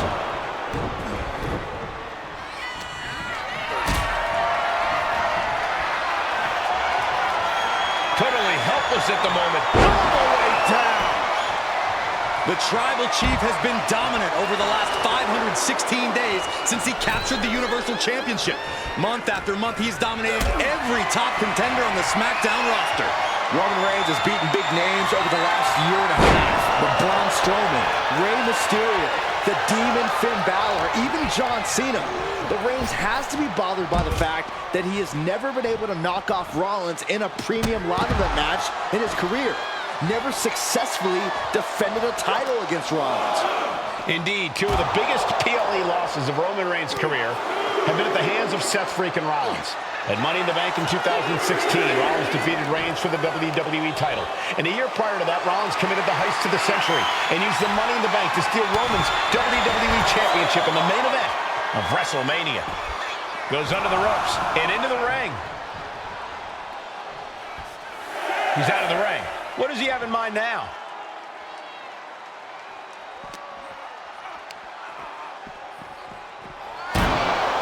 Seth Rollins says he knows Roman Reigns so well, says he knows how to prey on the insecurities of the Universal Champion. Rollins knew there was one thing that Roman Reigns could never, ever get over, that it was Seth Rollins who chose to end the Shield. That blow to the back of Roman Reigns with a steel chair so many years ago broke up perhaps the greatest faction in WWE history. Who would have thought that moment would still loom so large and be the biggest key to victory for Seth freaking Rollins? Whoa. He quickly slides into the ring. He's got to make some moves here or suffer the countout. Maybe time to start burning it down. Rollins is starting to roll. And Reigns unleashes the Superman punch. Absolutely laid Rollins out. And now Reigns can finally overcome his former Shield brother. I hate to say this, but the Tribal Chief has become extremely frazzled without the benefit of having the Bloodline by his side. Every little move Rollins makes seems to put Reigns on edge. This outfit, the Shield's entrance music. I bet if Rollins gave Roman a fist bump, it would make the Tribal Chief go nuclear. Bam! By Reigns! Champ close to ending it here. I don't even think Roman's aware of where he is anymore. He has tunnel vision for Rollins. The only thing the Tribal Chief is seeing right now is red. And heaven have mercy on Reigns, old Shield brother. And here's Reigns now, misses wildly with the clothesline attempt. Spear! Spear by Reigns! Roman Reigns from out of nowhere with a spear! That could end it for Rollins if Roman could just make the cover. Roman trying to fight through the pain. Oh my, guys. Guys, look at what Rollins is doing.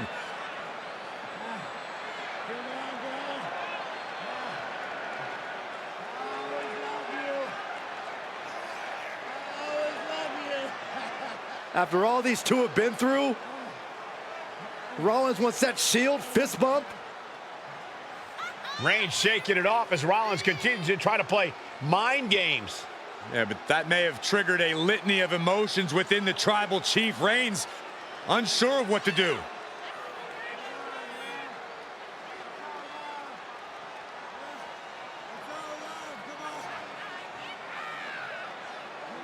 Roman Reigns determining what to do now. Will he slay his former brother?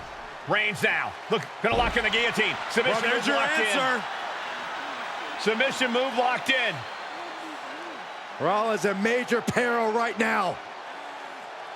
Rollins looking like he's starting to fade.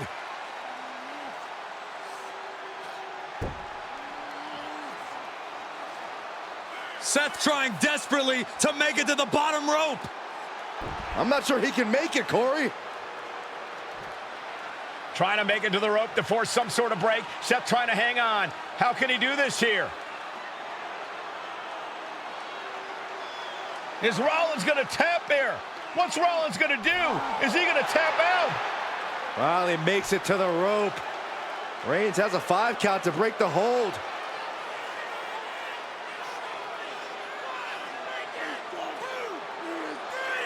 And Reigns breaks the hold here. Roman breaks the hold, and this match continues. It just shows you how locked in Roman Reigns is to winning this match.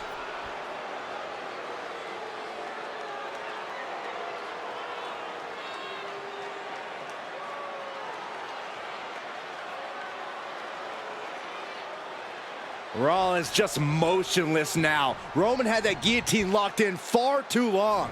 Well, the oxygen slowly circulating through Seth again, but I feel it's just a matter of time. The fun and games Rollins has been playing has pushed the Tribal Chief past his boiling point. Textbook jumping clothesline. Oof.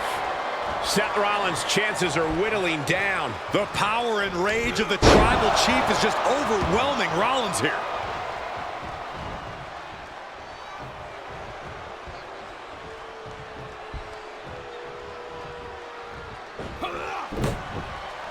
From behind. Neckbreaker. Pin. Title on the line. Champ's in trouble. The ref not even getting to one. We're well into the match, and he still seems so fresh. It's almost unbelievable. German suplex released.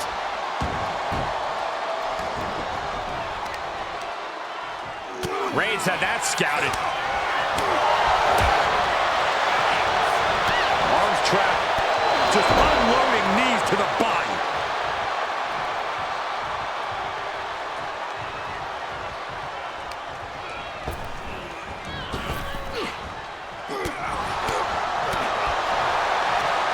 Oh, that hurt right to the kidney. Golly.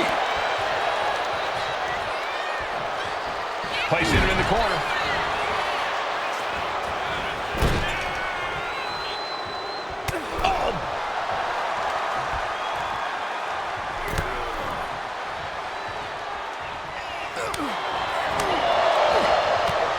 To the midsection.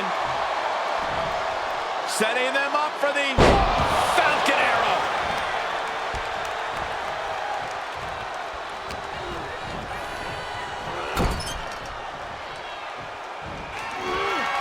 Superman punch by Reigns.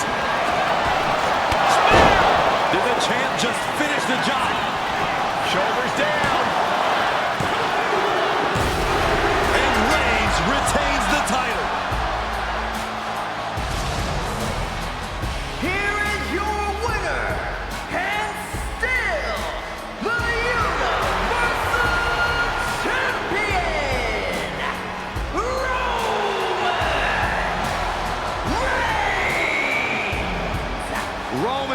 Reigns has finally done it. Finally earned that title defense against Seth Rollins. Finally exorcised the ghost of the Shield. It looks like a huge weight has been lifted.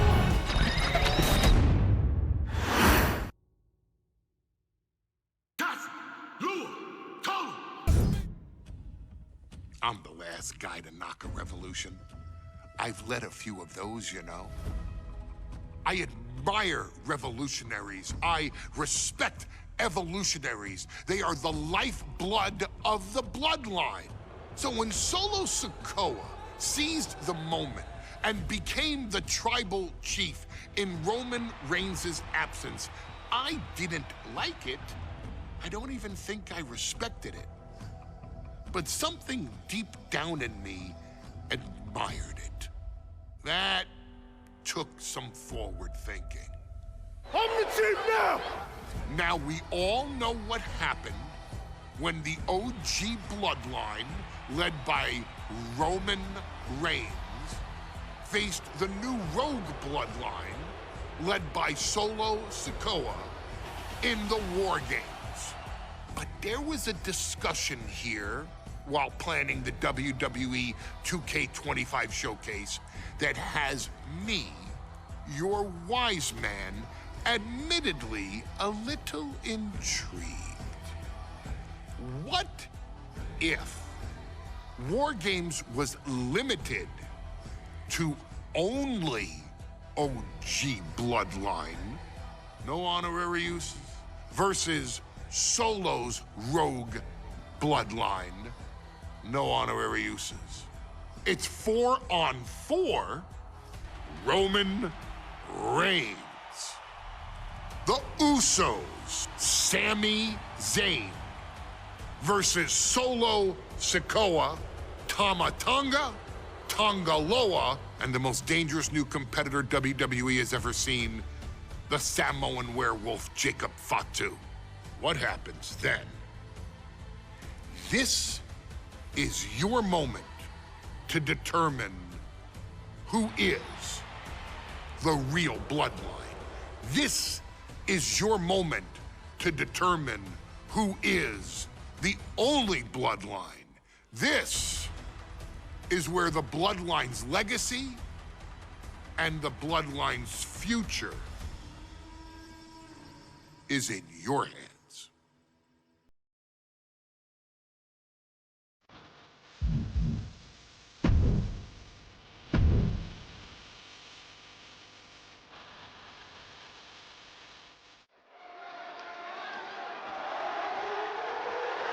The following contest is the men's War Games match. The rules of the match are...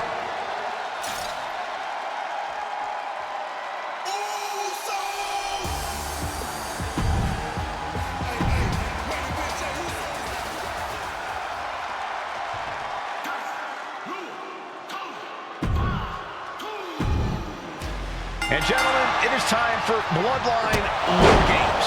Roman Reigns, the Usos, and Sami Zayn versus Solo Sikoa, Tama Tonga, Tonga Loa, and Jacob Fatu. Both of these sides have a deep and abiding hatred for one another. Solo felt he was held down. His crew never called up during Roman's time as the tribal chief. But most of the men on Roman's side were unceremoniously removed from the bloodline, courtesy of Solo Sikoa. And those who weren't have faced continued attacks from the new bloodline. And the winners tonight are very likely to be considered the true bloodline by the WWE Universe. Let's see who comes out on top tonight. Gotta be a bit tough for Jay to stand up amongst this team. Some close allies and some enemies he's yet to forgive. We've seen the wars that Jay has waged with his cousin Roman, with his brother Jimmy, but he needs to put that aside tonight. And Jay has the title wins and big victories that earned him the main event moniker. But if he's the one to put away the new bloodline, he will truly be the main event of War Games.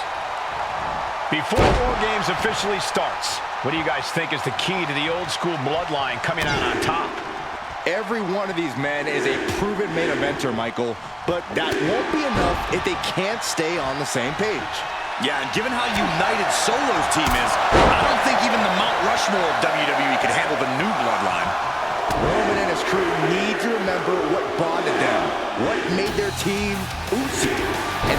the real team. Just one last time. Elbow drop. 8 men in this war, but one seems to be fighting his own internal battle. That man, Jimmy Uso. He's currently on Team Roman. This might be an instance of the enemy of my enemy is my friend. Well, Jimmy had clashes with Roman. He went to war with his brother Jay, but the men who put Jimmy on the shelf for months stand across the ring. Jimmy's out for every member of Solo Squad tonight, and he'll deal with the rest of his fractured family later. An overbearing assault on Jacob now. Jacob's having trouble assessing the situation. This will turn your lights out in a hurry. Samoan driver. Just a flagrant display of aggression to do something like that. Kick to the back. If there's one man here with the most to prove, it's got to be Tonga Loa. We've often seen that the man with the most to prove ends up being the difference maker in war games. Many folks think Tonga Loa is just a foot soldier for Solo. But let's not forget, this man is the son of Aku. Just like his father, Tonga Loa truly excels in a brawl. And there is no bigger brawl than war games. Counting down the seconds as this match gets closer to being even. Ooh! And just unloading that stop sign. Tonga Loa now entering the fray of Bloodline War Games. Oh, hit by a flying stop sign. That had to hurt. Oh, look out.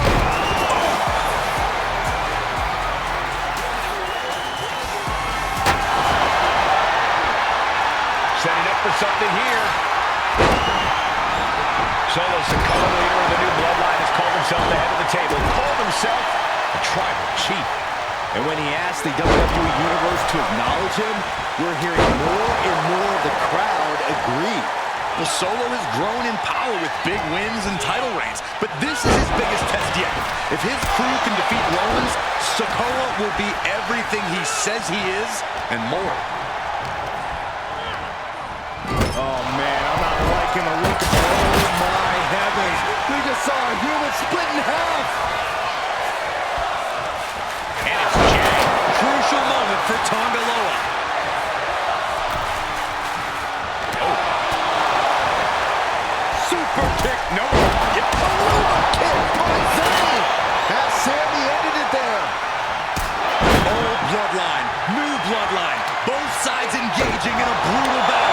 Every one of these men is fighting with every fiber in their being to be considered the true Bloodline. Timer's almost up. This next entry gives their team the advantage inside the cage. Here's the buzzer, and Jimmy Uso is looking for revenge against the new Bloodline in War Games. Now propped up in the corner. Sent him right smack into no man's land. Climbing into the ring, pretty much entering a war zone. He's looking fairly drained. Ooh! Oh! Hip attack. Sami Zayn grew so much as a member of the Bloodline, it really gave him a sense of self-worth. Yeah, but part of that self-worth came from defying Roman, from defeating the Usos, which begs the question, and I wish there was a better way to phrase this. Is Sami Zayn still Usi? I think he is, Corey. Sami seems on the top.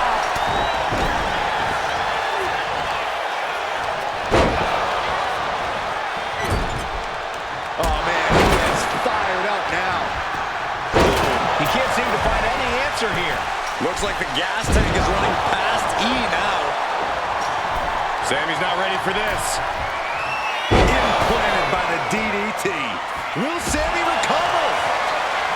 OG Bloodline leader Roman Reigns has so much. I don't like what he's thinking here. Not one bit. Things will get back to an even playing field with the next entrant. Oh, what a headbutt on the mark. Tonga looking to get wild inside War Games alongside his Bloodline. And this is hard to watch, guys. Yeah, each blow to the head is worse. Ooh. Super kick. No. Yeah.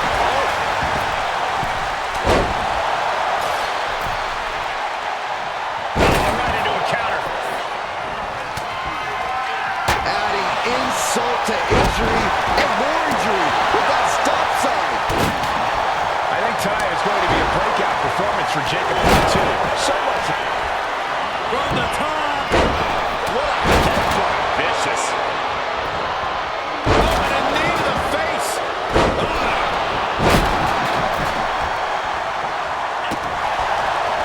Big headbutt. Super kick finds the mark. What energy in the arena tonight.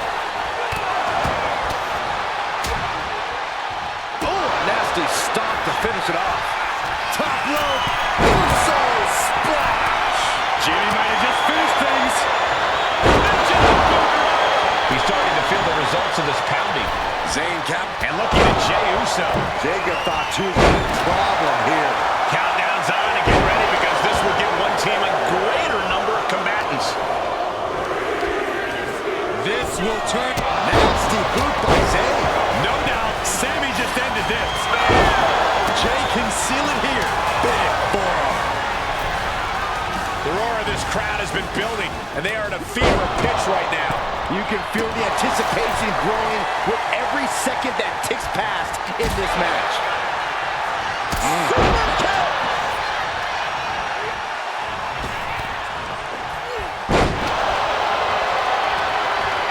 Lifted and completely helpless here. Oh, God, face first. Now a series of vicious sounds in the Seconds. Ring prowess couldn't get him out of trouble there. Yeah, and Tama had him well measured.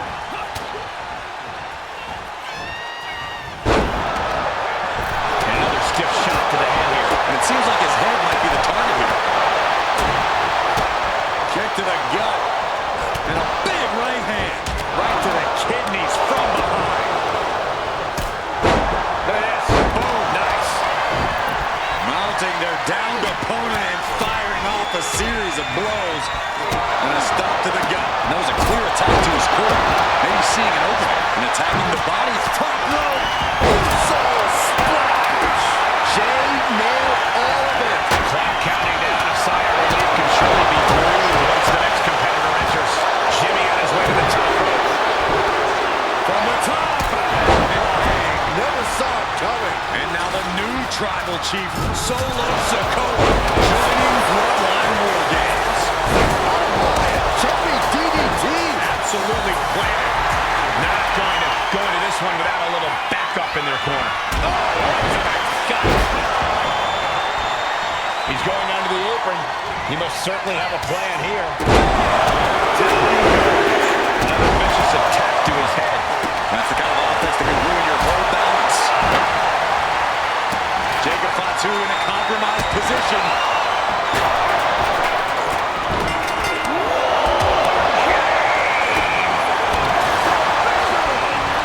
No more messing around. No more reinforcements. But meanwhile, Zayn feeling like it's over for Sikoa.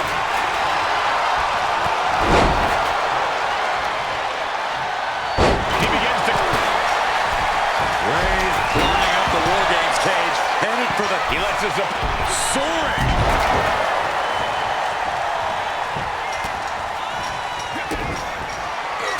Tama setting it up. Here it comes. Sent flying over to the other ring.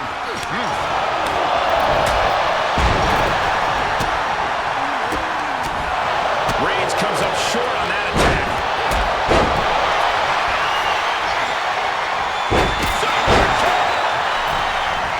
Now scaling the steel. This is either madness or brilliance.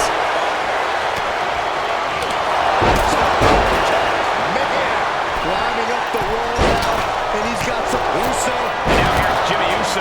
Will Jimmy seal this up? Is Sammy taking it back after that offense? Head being targeted again, it seems.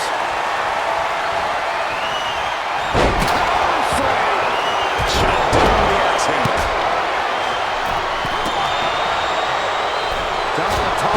Shoulders down. Jacob going to end it here. He wasted no time kicking out there. You gotta be kidding me. Samoa drop. This time is still the foot. Look out. Nobody home. What an impact.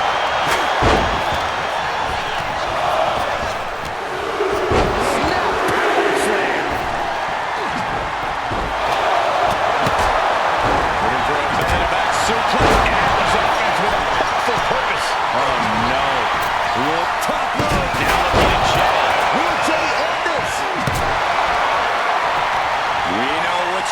through his mind. Oh, what a kick. His body is showing the effects of this match. Taking off up the cage in this War Games match. Trying to get broke. Uso steering clear there. Textbook jumping clothesline. From behind. Jimmy might have just finished pin. Shoulders down. Trying to end it. He's thinking he can end it here.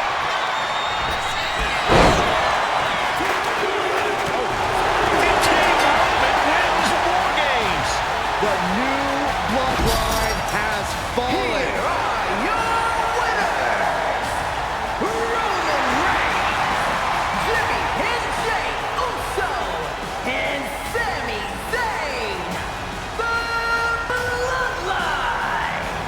Unbelievable. Roman's original bloodline crew found a way to work together and reestablish their dominance. You may not know who your brother or enemy is by their last name, but when you're in battle, look to your left, look to your right. That's family. And this is the one true...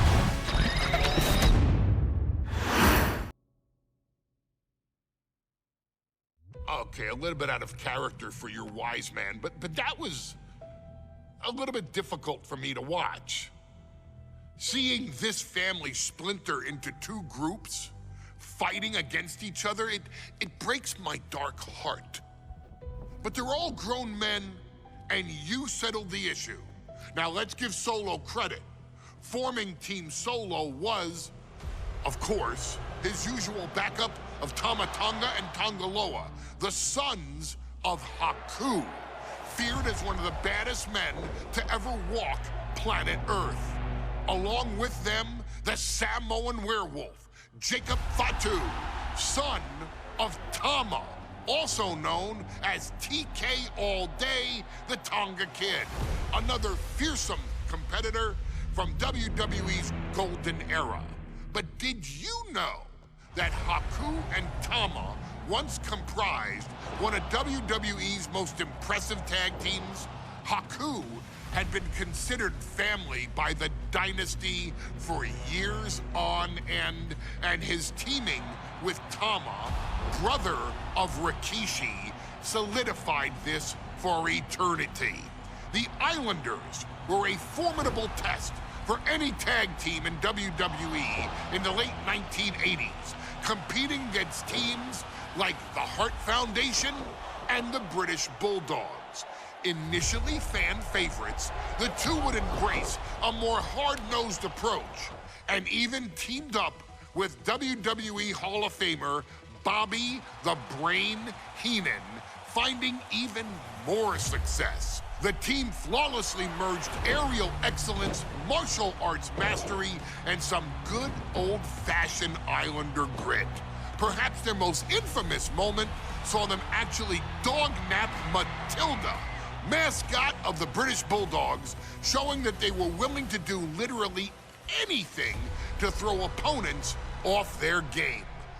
Both men are still revered today as two of the real legit tough guys in the industry, names that instill fear simply upon mention, and they absolutely taught their children well.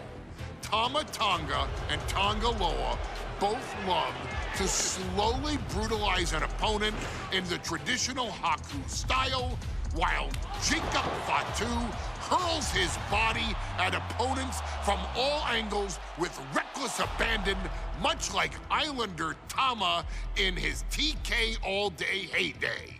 For their inclusion in the 2K25 showcase, we find the Islanders in a dream match, taking on another team that has mastered the air, ground fighting, and has their own brand of swag that keeps opponents guessing at all times.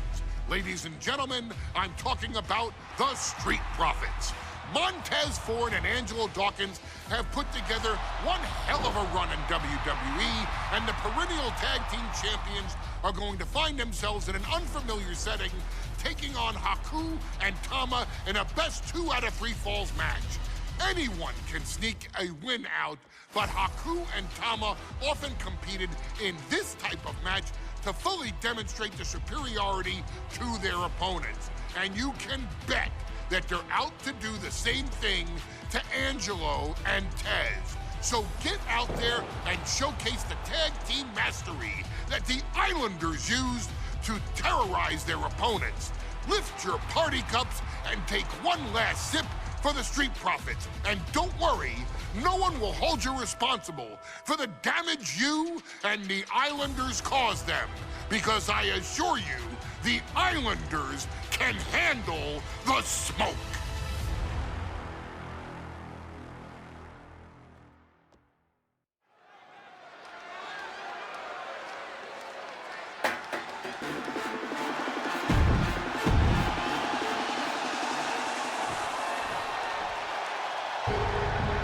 The Street Profits had better be ready for what's coming.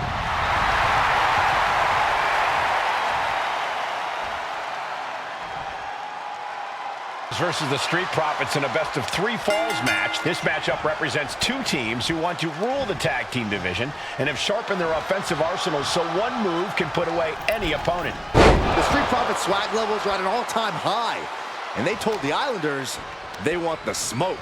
Look, this is the best Street Profits we've ever seen, but the Islanders are exceptionally dangerous. And don't forget their secret weapon in the form of Bobby the Brain Heenan. A 2 out of 3 falls match is a different beast and a bit of a rarity in tag team competition. But one of these teams actually has a bit of a history with this stipulation. Yeah, Cole, the Islanders have a history of success in multi-fall matches and in high-profile situations, no less. They competed in the main event of the first Royal Rumble event in this kind of match and won it in 2 straight falls. They also won a 2 out of 3 falls match on Saturday night's main event. Bottom line, the Islanders are more than ready for this. Hopefully, the Street Profits are quick learners. Corey, you've competed in these type of matches before. What's the key to victory for Haku and Tama? It's crucial for the Islanders to win the first fall as early as possible. To do that, they've got to either isolate Ford or Dawkins and block their path to make an attack. And now thrown back, flying, bullseye.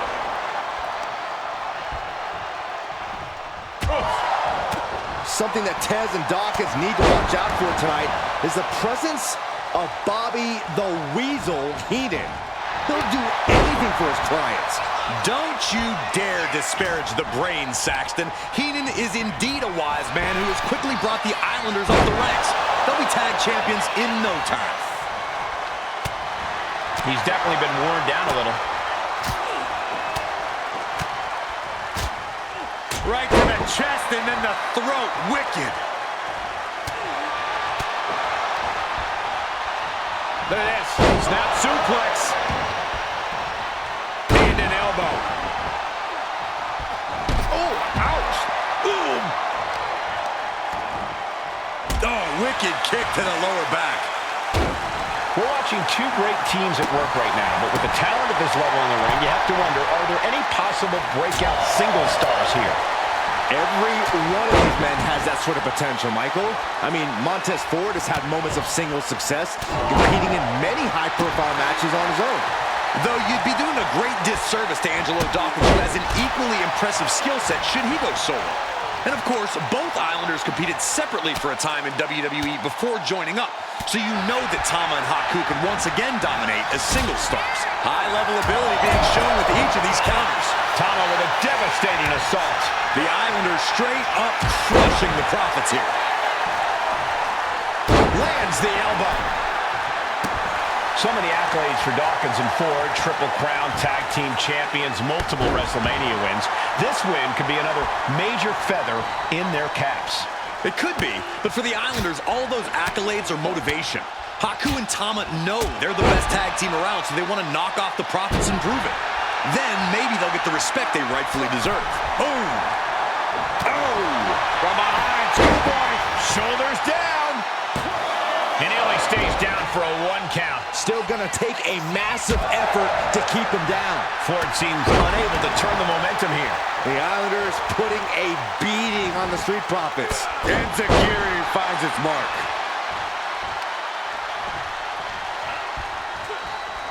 And he saw that coming from Montez. Look, I get that the Islanders are brutal, but when I look at Haku, I kind of see something royal about him. Are you kidding me, Saxton? Haku's a big, mean dude who loves to brawl. Nothing about him says royalty.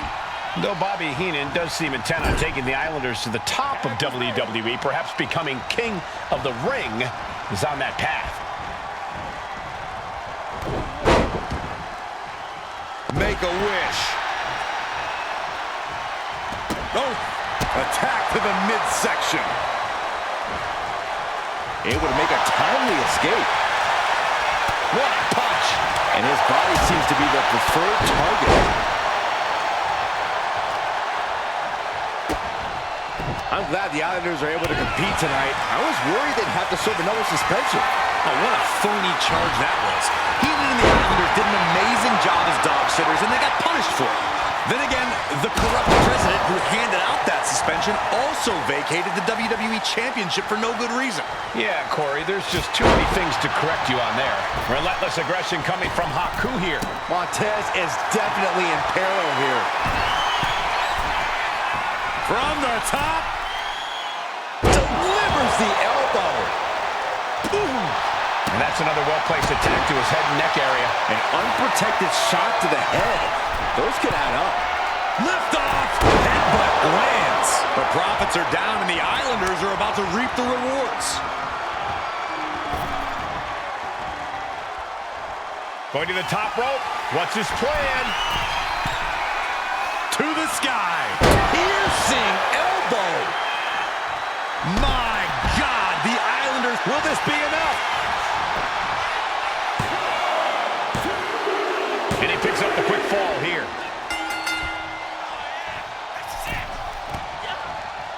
Gosh. The Street Profits having a bit of trouble here against the Islanders. There's just something about the Anoa'i family that Tez and Dawkins can't quite overcome.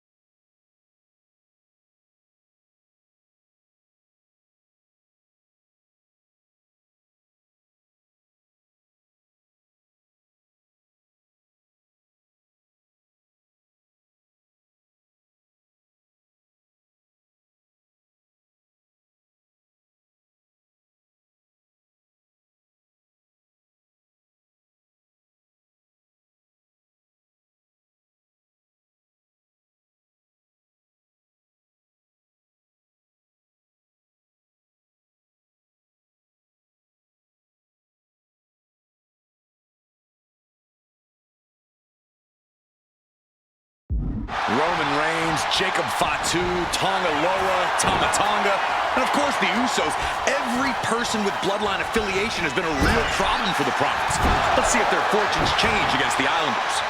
Oof. And Dawkins is really being knocked around here. One attack after another from top. From the top. Double axe handle.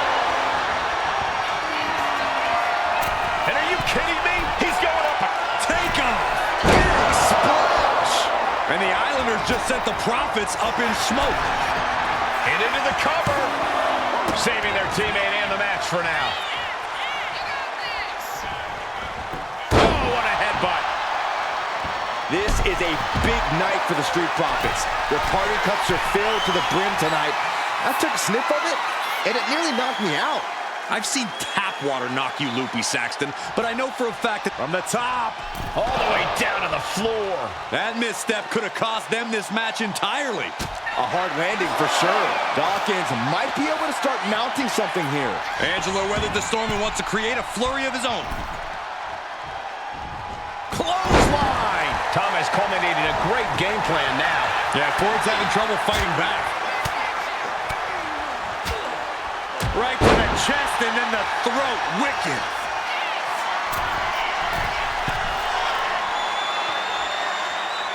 From the top. Diving headbutt. This could be it. He could win it all here. Second fall for the Islanders. And they beat the Profits. Here are your winners. Tama and Haku, the Islanders.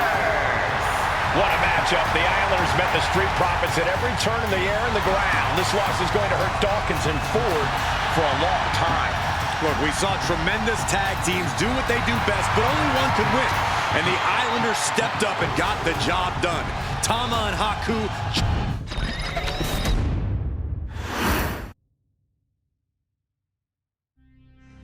Ladies and gentlemen, I don't have the words to convey how proud I am to have been part of this historic showcase. Having worked alongside this family, this bloodline, for so many decades, reliving moments that I got to experience firsthand has been a privilege of the highest order.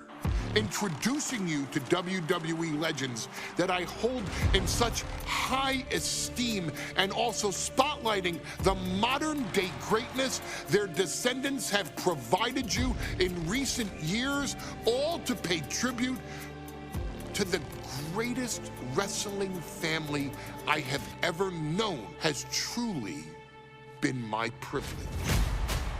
To be successful in this industry is a 1 in a billion chance. To see one bloodline continuously pump out superstar after superstar, champion after champion, generation after generation, is a testament not only to the skills they possess, but also to the work they put in to become absolute masters of their craft. And it cannot be stated any other way. This dynasty, this family, this bloodline has mastered every single solitary aspect of professional wrestling. And by reliving their magnificent history, you've begun your path of mastery as well. You've conquered former champions, righted some very egregious historical wrongs, survived war games, and even settled the question as to who the true tribal chief really is. You've unlocked WWE legends who are now ready to unleash their special brand of offense on current WWE superstars who didn't think they'd ever have to face these classic competitors like Haku or the Wild Samoans. It wasn't easy, and you definitely had to get a little oozy along the way. But you showed that bloodline spirit and determination, and now you stand at the top of the mountain. On behalf of WWE and the 2K families, we all thank you so very much for playing. And on behalf of every fan of this beautiful performance art known as professional wrestling, we thank you, the Anoa'i, Fatu, and Maivia clans, for decades of entertainment and generations of pure brilliance, for creating greatness with your hard work and sharing it with all of us so freely. Before we go, we do have one last surprise for you at home. Now that you've showcased your skills and earned a spot as an honorary Us, it's time for you to choose who rules your WWE universe as the tribal chief. Is Roman Reigns still your tribal chief, or have you thrown in with the attempted coup by Solo Sikoa? Do you want to see Tamina finally rule over everyone? Or is it TK all day, every day, don't you say? Regardless of who you choose, you've earned the right to acknowledge your tribal chief.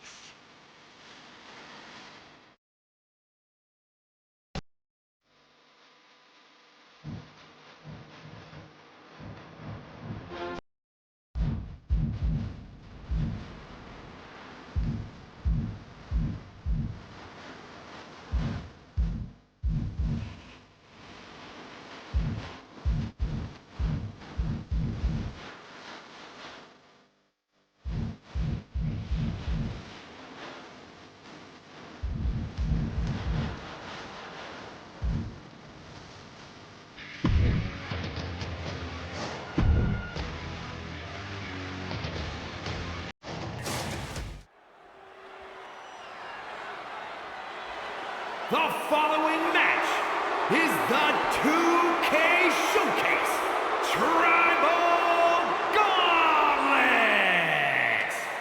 The winner of this match will be acknowledged as your Tribal Chief. The rules of the match are as follows. 2 superstars will start in the ring. When one superstar is eliminated, a new superstar enters. Eliminations can occur by pinfall, submission, disqualification, or countouts. The match will be won if the first entrant eliminates all other entrants in the match.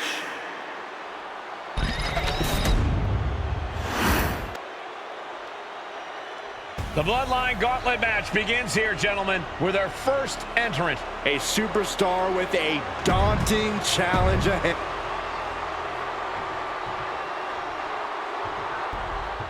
Wow!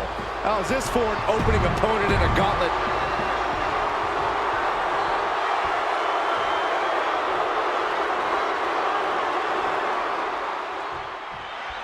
History being made right here. The most prestigious family in the history of our business is at war with one of their own members, and tonight will be a battle to set order to the entire bloodline.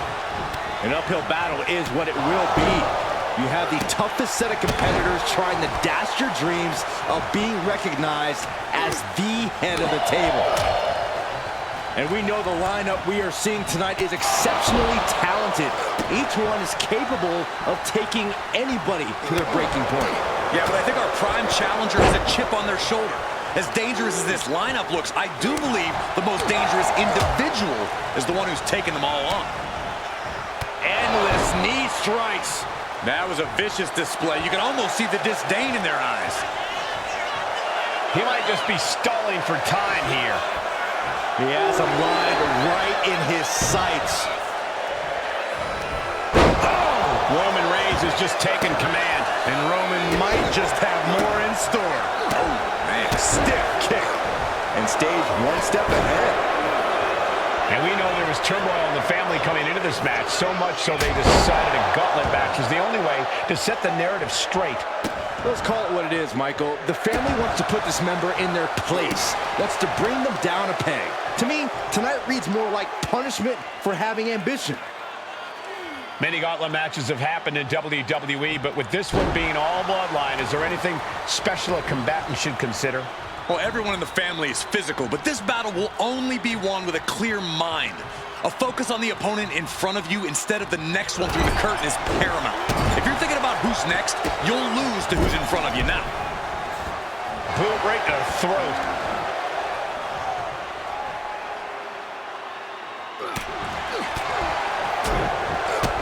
Kick to the gut. And a big right hand. Countering that offense. This match is getting the better of him. It's time to catch that second, maybe even third wind. Just unloading knees to the body. Reigns is setting it up. Here it comes. Reigns put his stamp on this one. Cover. 2. He's gone. Rikishi's not moving on in this gauntlet. More challengers left to go. This match is an absolute marathon. It's now time to face Solo Sikoa, the next entrant into this gauntlet match.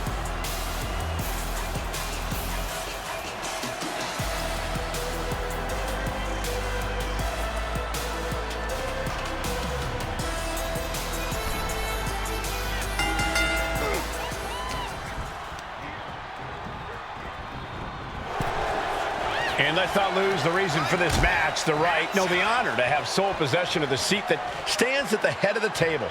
Well, if you can survive tonight, you will be at the top of the mountain, casting an enormous shadow over every possible challenger. I'm already intimidated thinking about the Ulafala adorned around this superstar's shoulders. Guys, they're coming dangerously close here. Oh, and this match is now all over our announce area. This won't be good. Boom!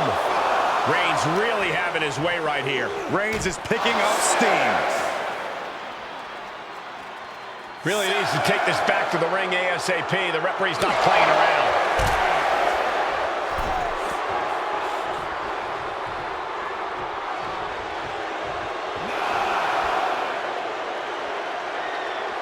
It's all over for Solo Sikoa.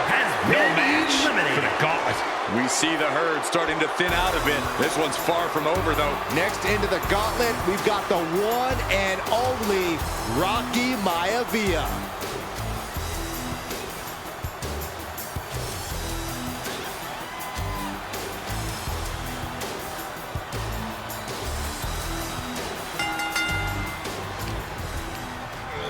Chucked right out of the ring.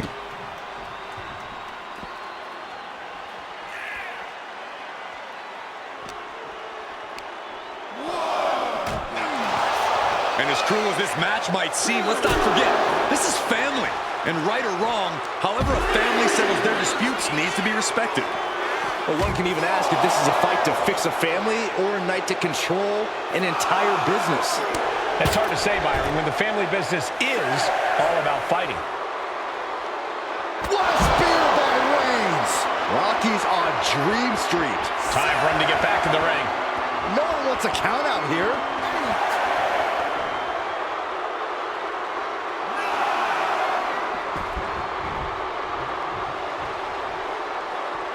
Yes, Rocky Maivia has been eliminated. Time to hit the showers. Still early in the night as there are a lot of contestants yet to enter the gauntlet. Coming our way in the gauntlet now is Umaga.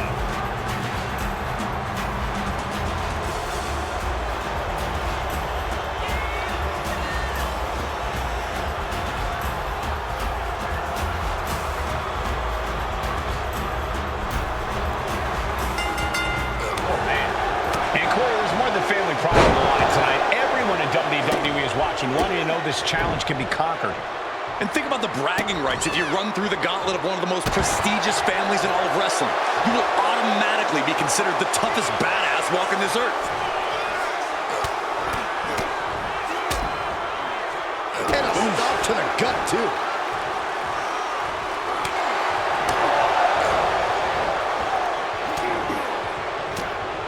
Had an answer for Reigns.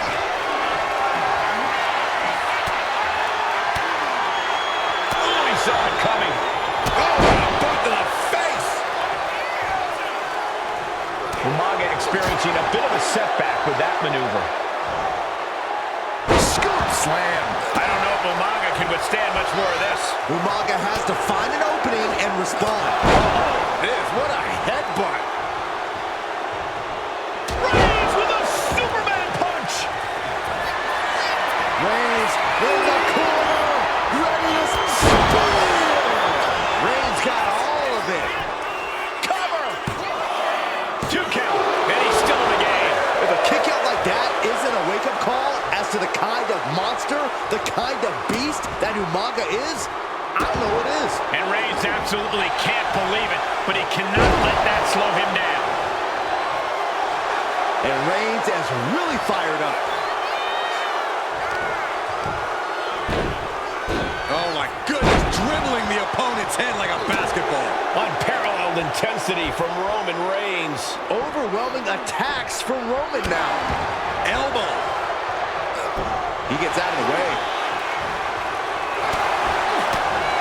Choosing to go after the head here. Interesting strategy.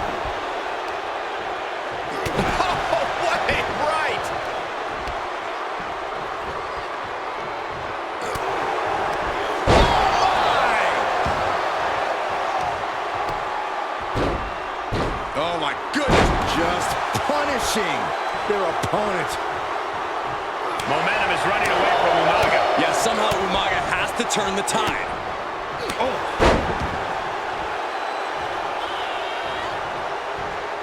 Superman punch, and there's the cover. There it is. Umaga has been eliminated. And we've only just begun. Buckle up. We got 5 more entries slated for action. And now it's Tama Tonga entering the gauntlet.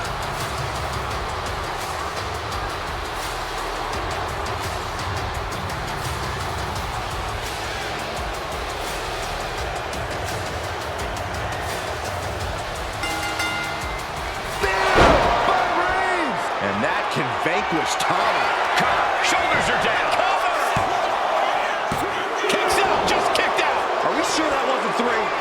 Just about as close as you can get. I don't believe it. Reigns has ended so many matches that way, but this one just took an unexpected turn. Back suplex right onto the apron. That was quite the impact on the apron. You might be in shock now, but you'll be feeling lasting pain for a few weeks to come. I'll tell you, this guy's no competitor here is looking to give in. It's going to take a lot to end this fight. We are just seeing sheer perseverance. Nothing is being left back.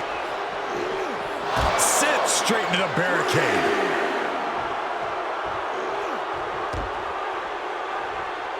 Get a big boot. And Tama won't be having a good night if he allows more offense like that.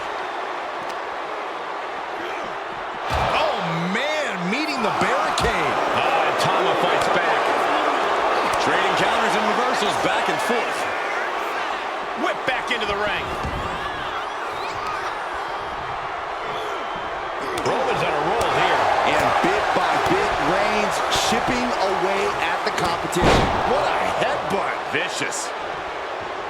Oof. Oh, my goodness. What a smash. That is just insulting. Stops that offense from connecting. He's finally able to slow down all those eight-point attacks. Yeah, Tama able to momentarily stop the damage, but will he also gain command of this match? And Reigns got turned around there. Reigns. No coming back from Reigns after that. Is it enough? The cover. Tama eliminated. Out of here. This one is far from over with 4 more combatants still to come. Watch out. Here comes Nia Jax. And this gauntlet just got very interesting.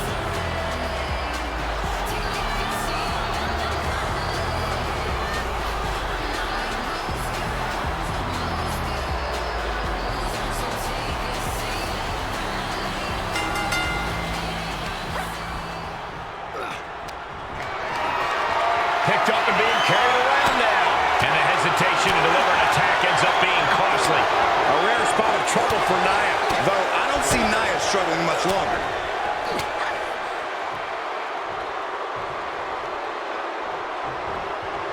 Wow, Nia Jax throws a hard punch. Elbow lands hard. Shows great whip. This could put a stop to Nia. Bam! Boom, what a kick. Ooh, what a nasty kick. Insulting. The disrespect can be tasted in their mouth.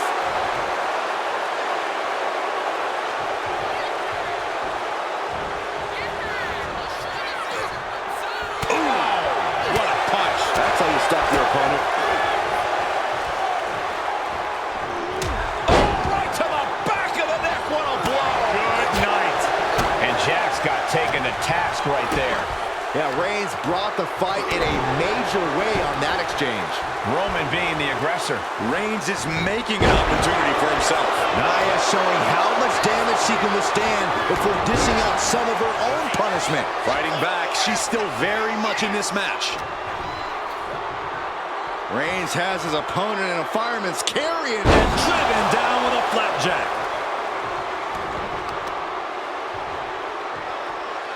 Oh, the knee takes a big hit.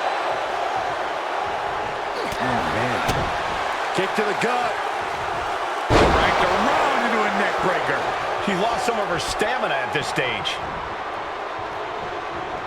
Superman punch! We're at the final stage in this matchup, and this audience is fully aware of it. Yeah, they know another turning point can come at any second, and that can be the instant that ends it all. Continuous counters. These superstars looking locked in. Nia Jax. This could do it!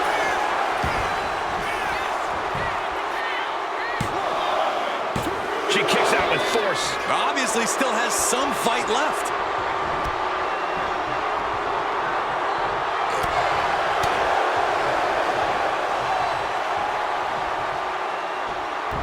What a shot! Reigns laying down the gauntlet for his opponent. Right in the middle. Relentless. Just grounded and pounded.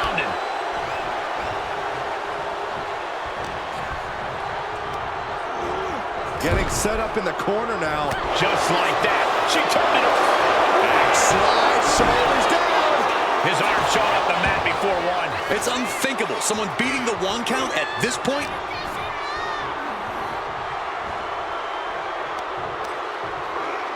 He connects with a counter.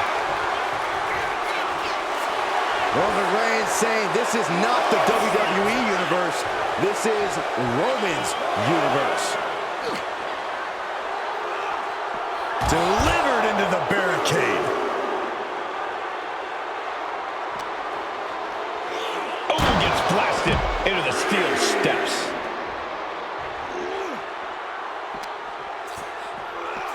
Oh, colliding with the barricade. Reigns just imposing his will right now. Overwhelming attacks from Roman now. Uh-oh. Boom! Read that one. And Jax is finally changing the tempo with that attack. But Nia has to push now while the window's open. He's able to reverse it. The ref continues to count. Real risk of things ending right now.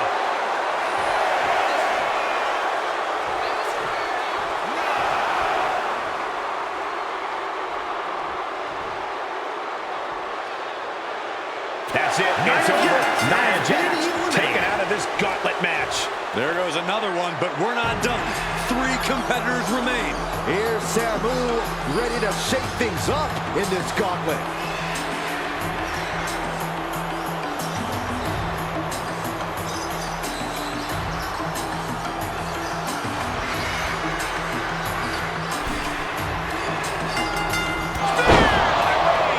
Reigns got all of it.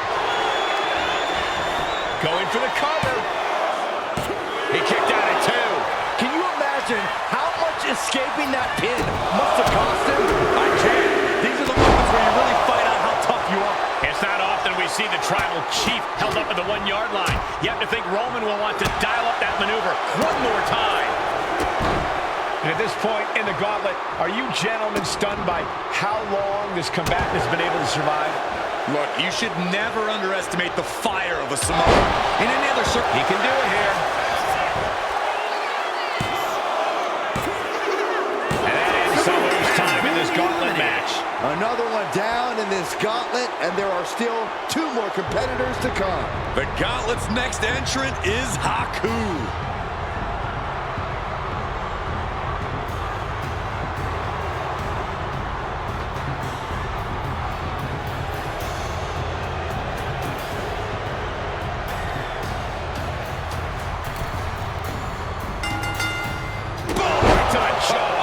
Pick up your teeth in section 112.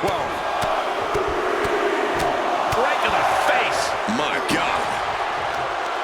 As we get deeper into this war for the head of the table, the WWE Universe has gained hope. They're starting to believe a miracle is possible tonight. The energy in the arena has shifted. Members of the Bloodline may have expected things to be over by now, but somehow one of their own... What a spear by Reigns! Reigns put his stamp on this one. I do not know how they got up from that. Operating on pure instinct and adrenaline right now. Roman has been denied. This is not something we're used to seeing, and by the looks of things, neither is Reigns. What a match.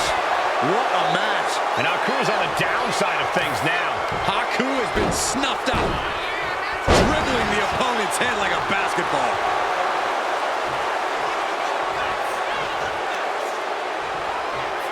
Look at this, just cranking the head. That's gotta hurt. Cranking the head.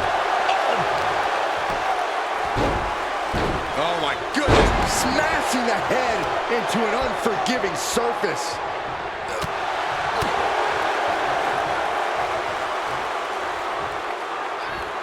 Caught with a punch. Mounting their downed opponent and firing off a series of blows. And a stomp to the gut. Reigns is wasting no motion. And Roman might just have more in store. Clothesline in the corner.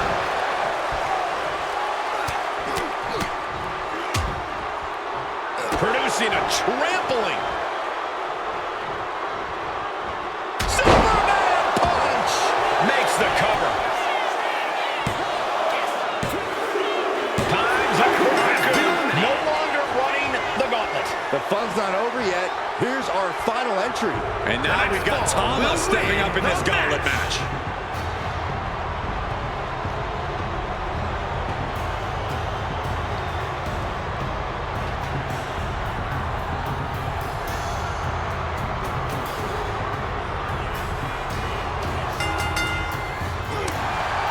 One final adversary stands in the way. The road has been tumultuous, but the finish line is in sight.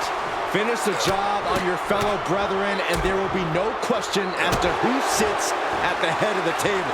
Tama is really falling behind. This is a good job of keeping Tama in check. Rapid fire Samoan drop. Big boot over the top and hit the floor hard. I don't care how much padding the floor seems to have, being thrown out of the ring like that is incredibly unforgiving to your body. Holy, meet the barricade. And he slides him back to the mat. Great counter by Tama. Tama finding a way to slow his opponent's assault down. Could be the table turner Tama desperately needed. Stretching and tearing at all the ligaments in the leg. Cut off with a kick to the gut. Goes head over heels. Oh! There comes Reigns! It's do or die for Tama. Oh, this could be over. There's two. Roman Reigns picks up a strong victory.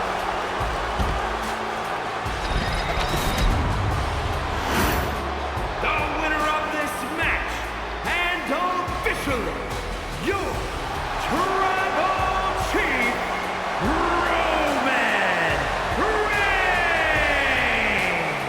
The battlefield was laid out. The gauntlet was fierce.